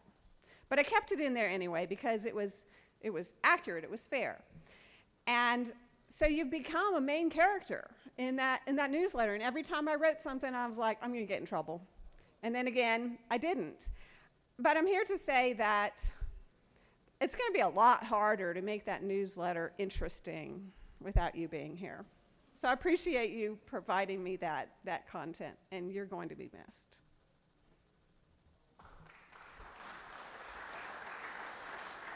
The chair recognizes the senator from the 50th, the roommate of the senator from the 53rd. And he's bringing paperwork with him. And there is no recognition of non-disclosure agreements in this chamber. Thank you, Mr. President. I have had the honor and privilege of carrying the title, the Rules Chairman's roommate, for the past 2 years, and I do appreciate and have a lot of stories that I can't tell. But I want to tell a couple that won't get me in too much trouble. I always appreciate the senator from the 53rd's honesty. Sometimes it can sting a little bit, but the very first time I was in the well, I was so nervous, and I'm sure y'all can relate, but I came down and I was walking, and he went like this. He put his hand like this, and he said, come here. I said, okay. He said, okay. Don't ever do this again. Don't ever do this again. Really, don't ever do this again. And next time, make sure you do this. But other than that, you were great. I said, well, thank you, Jeff. But now, every time I come up to the well, I remember those things. And that's kind of how this senator from the 53rd has helped me, and I think he's helped a lot of other people as a mentor to help guide us through this. And I can't imagine a Senate without you. I said I had several stories, but there's one story that I want to tell that happened before I was even elected, and I was actually in college. I was an intern.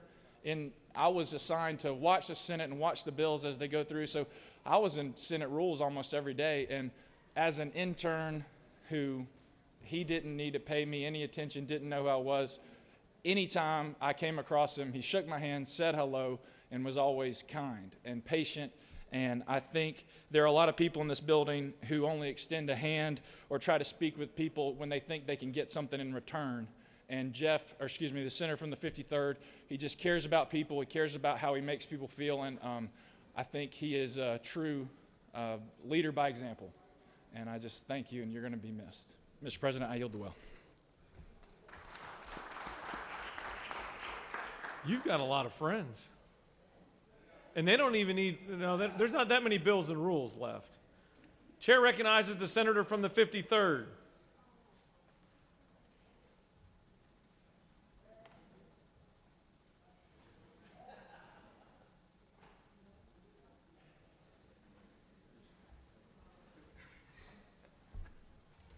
Thank you, Mr. President. It's going to be quick because I'm not doing my tearful goodbye until later in the session, which isn't far away.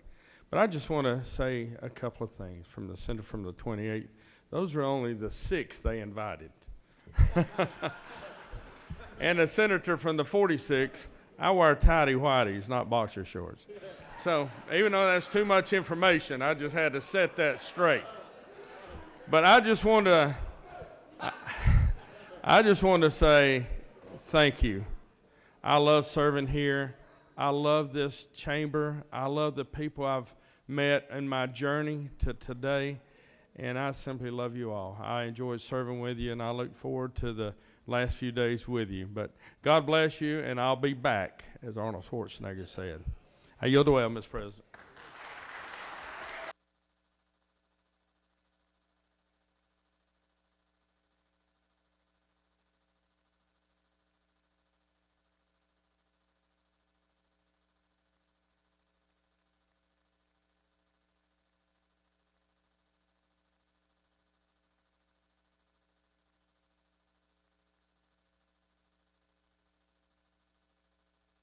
Oh, that was great, and I will never get that vivid image out of my mind that was just planted, ever.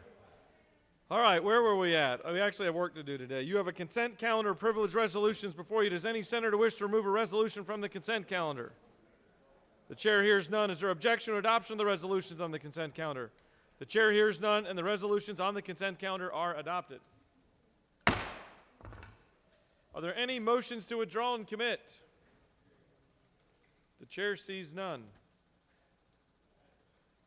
And now we are moving on to the much anticipated rules calendar. Mr. Secretary, can you please read the caption of House Bill 275?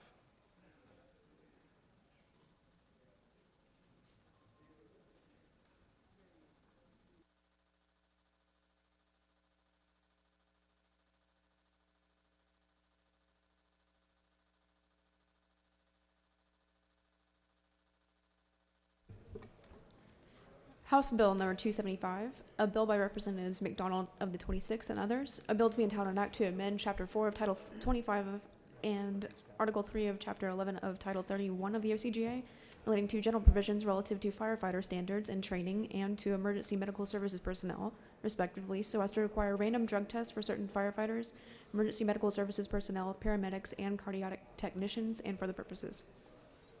Mr. President, the Senate Committee on Public Safety recommends that this bill do pass by substitute. Respectfully submitted, Senator Albers of the 56th District Chairman.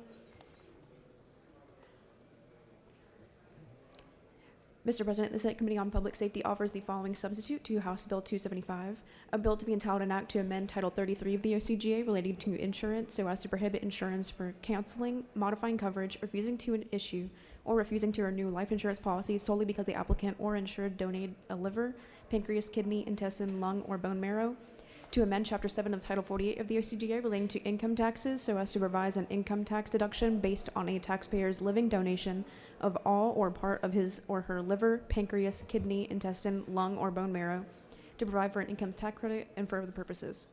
That completes the order, Mr. President. For what purpose does the senator from the second rise? Mr. President, I'd like to excuse the gentleman from the 10th for business outside the chamber. Without objection, the senator from the 10th is excused. The chair now recognizes the senator from the 56th to present House Bill 275.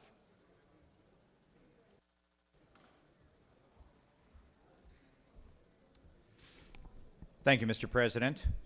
This is the Giving the Gift of Life Act that you are so gracious to unanimously approve as our first bill of the year, based on some concerns from our friends across the hall that it impacted revenue.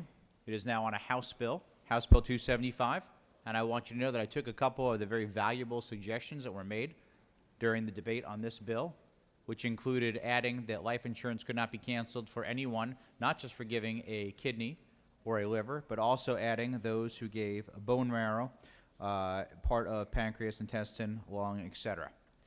There's also a provision that allows any employee to receive the benefit through their employer, not just one that was a full-time employee for over a year. So thank you for your feedback. I'd ask for your favorable consideration. If there are no questions, I would yield the well. You don't appear to have any questions. Thank you. Does any other senator wish to speak for or against House Bill 275? The chair sees none. The questions on the adoption of the committee substitute. Is there objection to adoption of the committee substitute? The chair hears none, and the committee substitute is adopted. Is there objection to agree in the report of the committee which is favorable to the passage of the bill? The chair hears none. The report of the committee is agreed to. Is there objection to the main question being ordered? The chair hears none, and the main question is ordered. Questions on the passage of the bill by substitute. All those in favor vote yea. Opposed nay. Secretary will unlock the machine.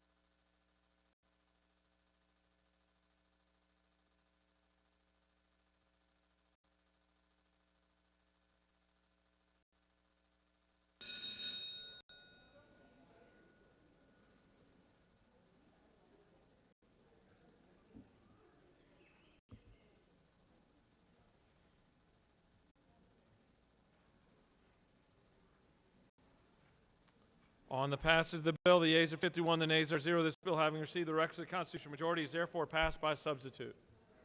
Mr. Secretary, can you please read the caption of House Bill 385? House Bill 385 by Representative Blackman of the 146 and others, a bill to be entitled an act to amend Article 7 of Chapter 3 of Title 47 of the OCGA relating to retirement allowances, disability benefits, and spouses benefits, so to permit public school systems to employ beneficiaries of the Teachers Retirement System of Georgia and for other purposes. Mr. President, the Senate Committee on Retirement recommend that this bill do pass. Respectfully submitted, Senator Robertson of the 29th District Chairman. Additionally, an auditor's note has been attached. That completes the order, Mr. President. Chair recognizes the senator from the 8th to present House Bill 385. Thank you, Mr. President. I'm proud to be carrying this piece of legislation. Last year, we passed the first part of the governor's teacher pipeline package, which was Senate Bill 88. That was the first bill that I had ever carried and was passed through this chamber. HB 385 builds on that success and fulfills Governor Kemp's commitment to a strong teacher pipeline in Georgia. The goal of the bill is to fill vacant teaching positions in high-need areas with experienced teachers.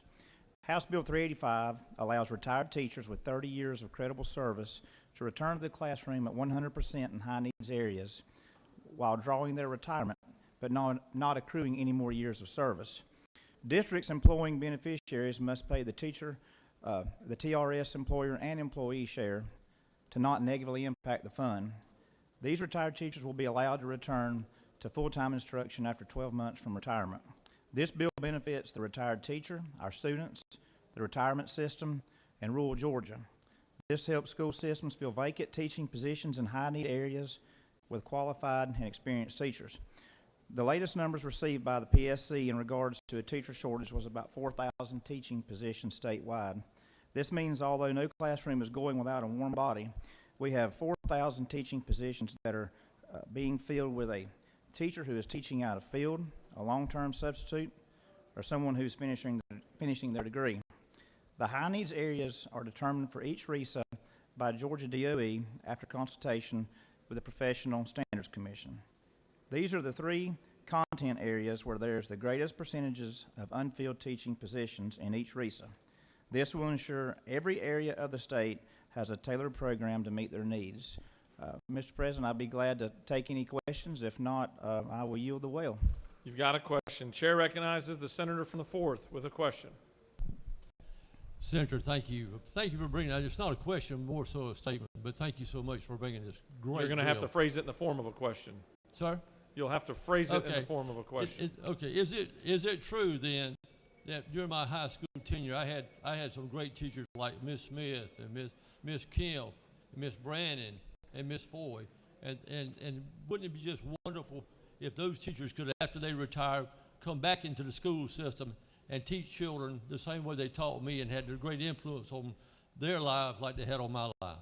Yes, sir, absolutely. As long as it's an area of high need, it would be great. Thank you, sir. Thank you, sir. Yes, sir. You have no more questions. Okay, thank you, Mr. President. Chair recognizes the senator from the 28th to speak to the measure. Easy. Pace yourself. So, thank you, Mr. President. I just wanted to come down on behalf of the senator from the 29th who chairs this committee. He would not come down and speak, so I wanted to do it for him, and I wanted to do it in my best impression of him. So, it's a great bill. I hope you support it. Thank you.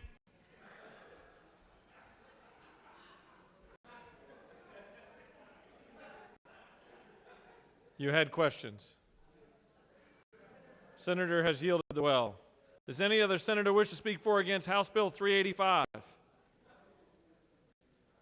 The chair sees none. Is there objection to agree in the report of the committee which is favorable to the passage of the bill? The chair hears none. The report of the committee is agreed to. Is there objection to the main question being ordered? Chair hears none and the main question is ordered. Questions on the passage of the bill? All those in favor vote yea. Opposed nay. The secretary will unlock the machine.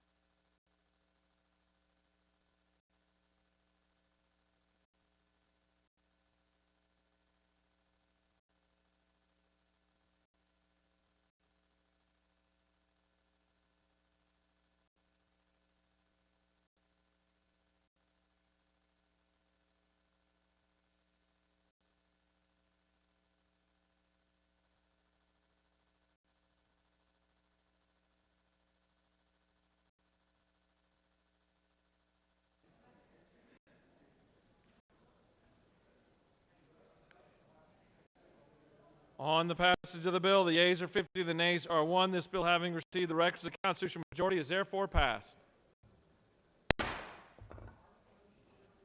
Ms. Secretary, can you please read the caption of House Bill 1049? House Bill 1049, a bill by Representatives LaHood of the 175th and others, a bill to be entitled an act to amend Chapter 27 of Title 43 of the RCGA relating to nursing home administrators so as to revise the composition of the State Board of Nursing Home Administrators and for other purposes. Mr. President, the Senate Committee on Regulated Industries and Utilities recommend that this bill do pass. Respectfully submitted, Senator Kauser of the 46th District Chairman. That completes the order, Mr. President. Chair recognizes the senator from the 4th to speak to the bill. You don't have to phrase it in the form of a question now. Mr. President, this whole process is a learning process, and I appreciate your guidance. As the senator from 53rd has said so many times, this is the shortest bill that you probably will vote on this whole session.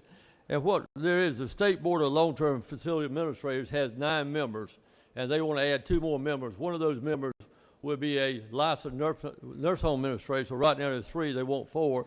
And then there's also 3 assisted living administrators, and they want to add 4 to that. So they'll go from 9 board members to 11 board members on the State Board of Long-Term Care Administrators. Mr. President, I yield the will. Senator has yielded the well. Does any other senator wish to speak for or against House Bill 1049? The chair sees none. Is there objection to agreeing the report of the committee which is favorable to the passage of the bill? Chair hears none. The report of the committee is agreed to. Is there objection to the main question being ordered? The chair hears none, and the main question is ordered. Questions on the passage of the bill? All those in favor vote yea. Opposed, nay. The Secretary will unlock the machine.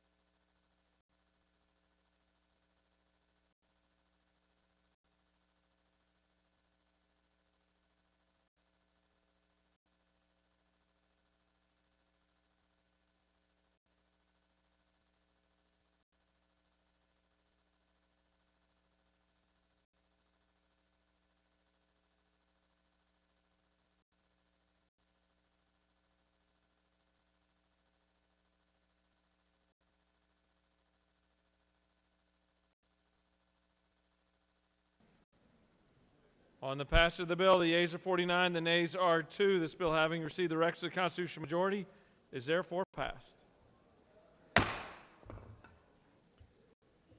Mr. Secretary, can you please read the caption of House Bill 1086? House Bill 1086, a bill by Representatives Dempsey of the 13th and others, a bill to be entitled an act to amend Code Section 31-7-18 of the OCGA relating to influenza vaccinations for discharged patients aged 65 and older, vaccinations or other measures of healthcare workers in hospitals, immunity from liability, and standing orders so as to lower the age to 50 years old for hospitals to offer inpatient vaccinations for the influenza virus prior to discharge and for other purposes. Mr. President, the Senate Committee on Health and Human Services recommends that this bill do pass. Respectfully submitted, Senator Watson, the 1st District Chairman. That completes the order, Mr. President. Chair recognizes the senator from the 1st to present House Bill 1086.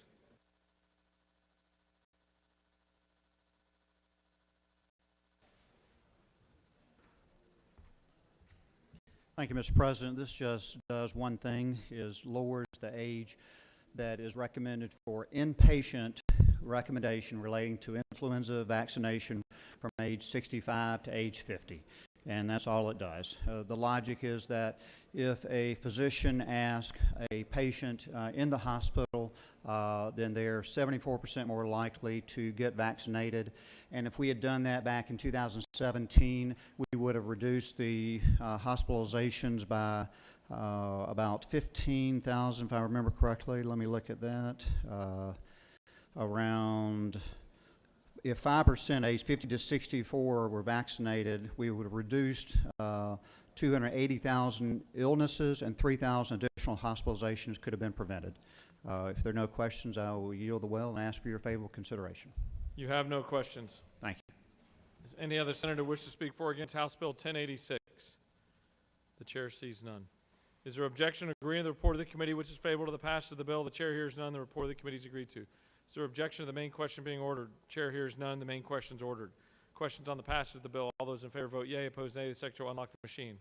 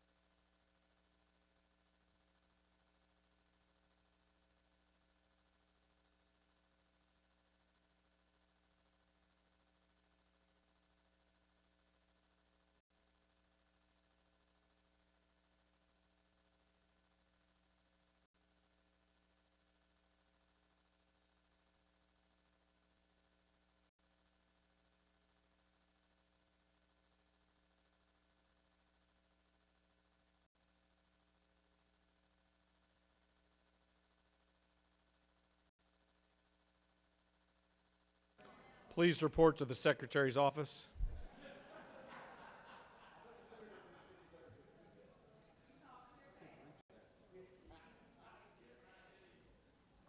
On the passage of the bills, the yeas are 52. I'm glad you got to your machine in time. The nays are 0. This bill, having received the requisite constitutional majority, is therefore passed.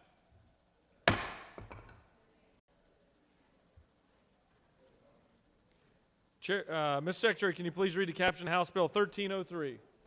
House Bill 1303, a bill by Representative Sticky of the 140th and others, a bill to be entitled an act to amend Part 3 of Article 6 of Chapter 2 of Title 20 of the OCGA relating to educational programs so as to transition a pilot program for elementary agricultural education to an ongoing program and for other purposes. Mr. President, the Senate Committee on Agriculture and Consumer Affairs recommends that this bill do pass by substitute. Respectfully submitted, Senator Walker, the 20th District Chairman. Mr. President, the Senate Committee on Agriculture and Consumer Affairs offered the following substitute to Senate House Bill 1303, a bill to be entitled an act to amend Part 3 of Article 6 of Chapter 2 of Title 20 of the OCGA relating to educational programs so as to transition a pilot program for elementary agricultural education to an optional ongoing program and for other purposes. That completes the order, Mr. President. Chair recognizes the senator from the 23rd to present House Bill 1303.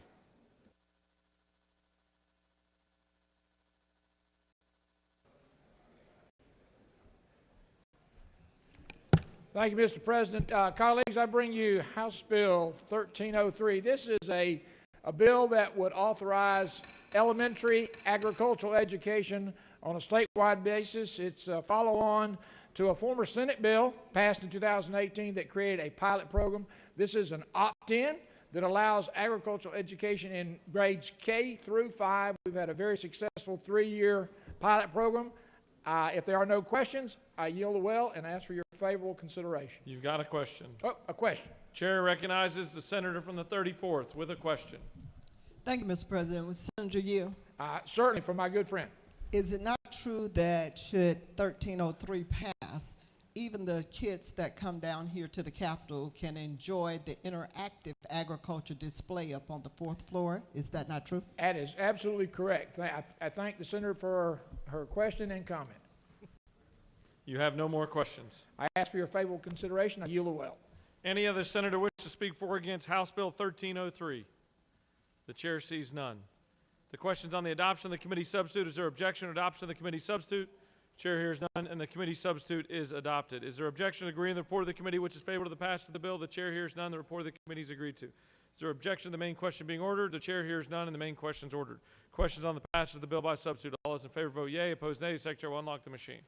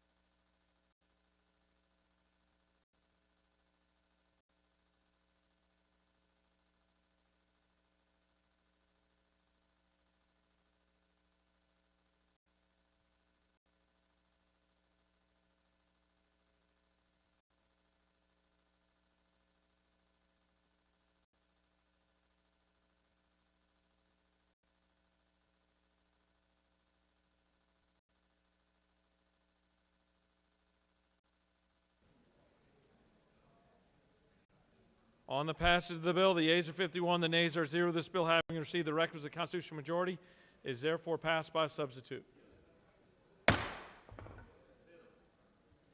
Ms. Secretary, can you please read the caption of House Bill 1346? House Bill 1346, a bill by Representatives Bollinger of the 23rd and others, a bill to be entitled an act to amend Article 2 of Chapter 6 of Title 15 of the OCGA relating to clerks of superior courts, so as to provide for construction and further purposes. Mr. President, the Senate Committee on Judiciary recommends that this bill do pass. Respectfully submitted, Senator Strickland of the 17th District Chairman. That completes the order, Mr. President. Chair recognizes the senator from the 32nd to speak to House Bill 1346.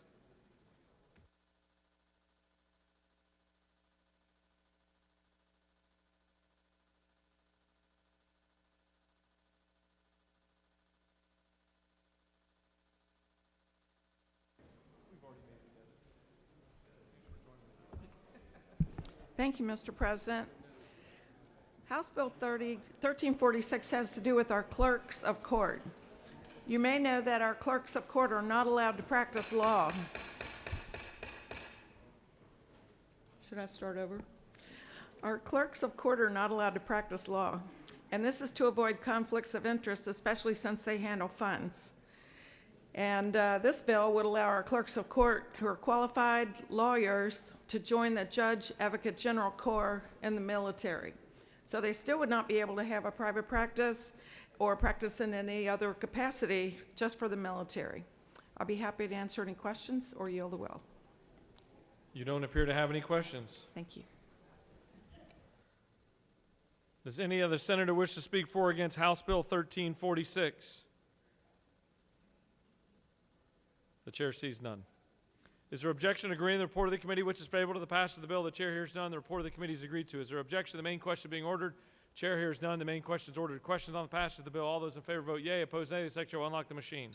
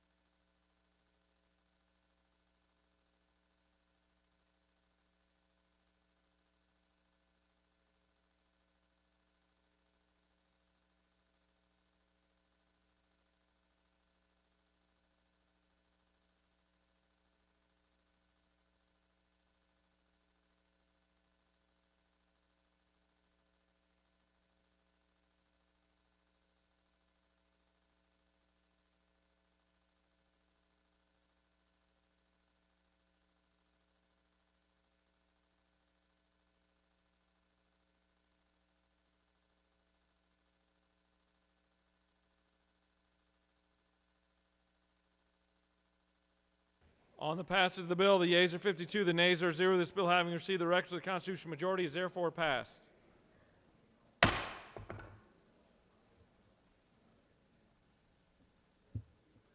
Chair recognizes the senator from the 17th with a motion. Mr. President, I move that the Senate adhere to its disagreement to the House amendment to Senate substitute to House Bill 334 and that the conference committee be appointed. Ms. Secretary, can you please read the caption? House Bill 334, a bill to be entitled an act to amend Article 2 of Chapter 6 of Title 15 and Article 1 of Chapter 17 of Title 45 of the OCGA relating to clerks of superior courts and general provisions regarding notaries public, to amend Part 1 of Article 1 of Chapter 2 of Title 44 and Article 4 of Chapter 18 and Title 50 of the OCGA relating to recording of deeds and other real property transactions and inspection of public records and for other purposes. That completes the order, Mr. President. Oh yeah, this one. The senator from the 17th has moved that the Senate adhere to its disagreement to the House amendment, the Senate substitute to House Bill 334, and that a conference committee be appointed. Is there objection? The chair hears none. The chair appoints the senators from the 19th, the 17th, and the 22nd to the conference. It was a close. Tried to find a room for the senator from the 56th, but wanted to send a good working group. Chair recognizes the majority leader for a very important motion. Mr. President, I move that the Senate stand adjourned until 10 a.m. on Wednesday, 23 March 2022. Ms. Secretary, do you have any announcements? The Rules Committee will meet immediately upon adjournment today in 4:50. The Higher Education Committee will meet in 4:50 at 1 p.m. The Insurance and Labor Committee will meet in Mez 1 at 1 p.m. The Building and Housing Subcommittee of the Agriculture and Consumer Affairs Committee will meet in 310 of the CLOB at 2 p.m. today. The Health and Human Services Committee will meet in 4:50 at 2 p.m. today. The Public Safety Committee will meet in Mez 1 at 2 p.m. today. The Raw Milk Subcommittee of the Agriculture and Consumer Affairs Committee will meet in Mez 1 at 3 p.m. today. The Regulated Industries and Utilities Committee will meet in 4:50 at 3 p.m. today. The Compensation Subcommittee of the Appropriations Committee will meet at 4 p.m. today in 125. The Judiciary Committee will meet in 307 of the CLOB at 4 p.m. today. The State and Local Governmental Operations Committee will meet in 310 of the CLOB at 4 p.m. today. That completes the order, Mr. President. Chair recognizes the senator from the 54th for an announcement.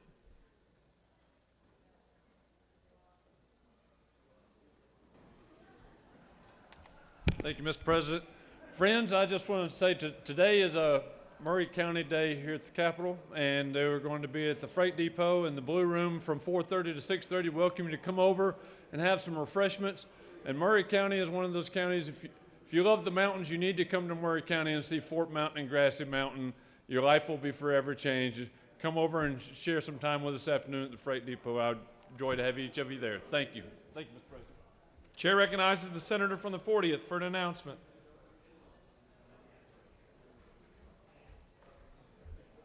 Thank you, Mr. President. Dues-paying members of the Women's Caucus, please stop by room 216 of the Capitol and pick up your lunch, and then take it back to your office and join us via Zoom. We have a speaker from the nonprofit Mothers and Others for Clean Air. Thank you. Chair recognizes the senator from the 18th for an announcement.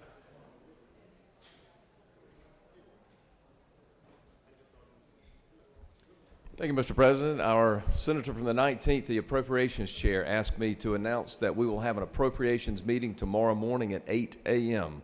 Appropriations meeting, all members, 8 a.m. tomorrow in 341. Thank you. The majority leader has moved that this body stand adjourned until Wednesday, March 23rd, 2022 at 10 a.m. All those in favor of that great motion signify by saying aye. Opposed, no. Y'all want to go home. The ayes have it, and the Senate stands adjourned.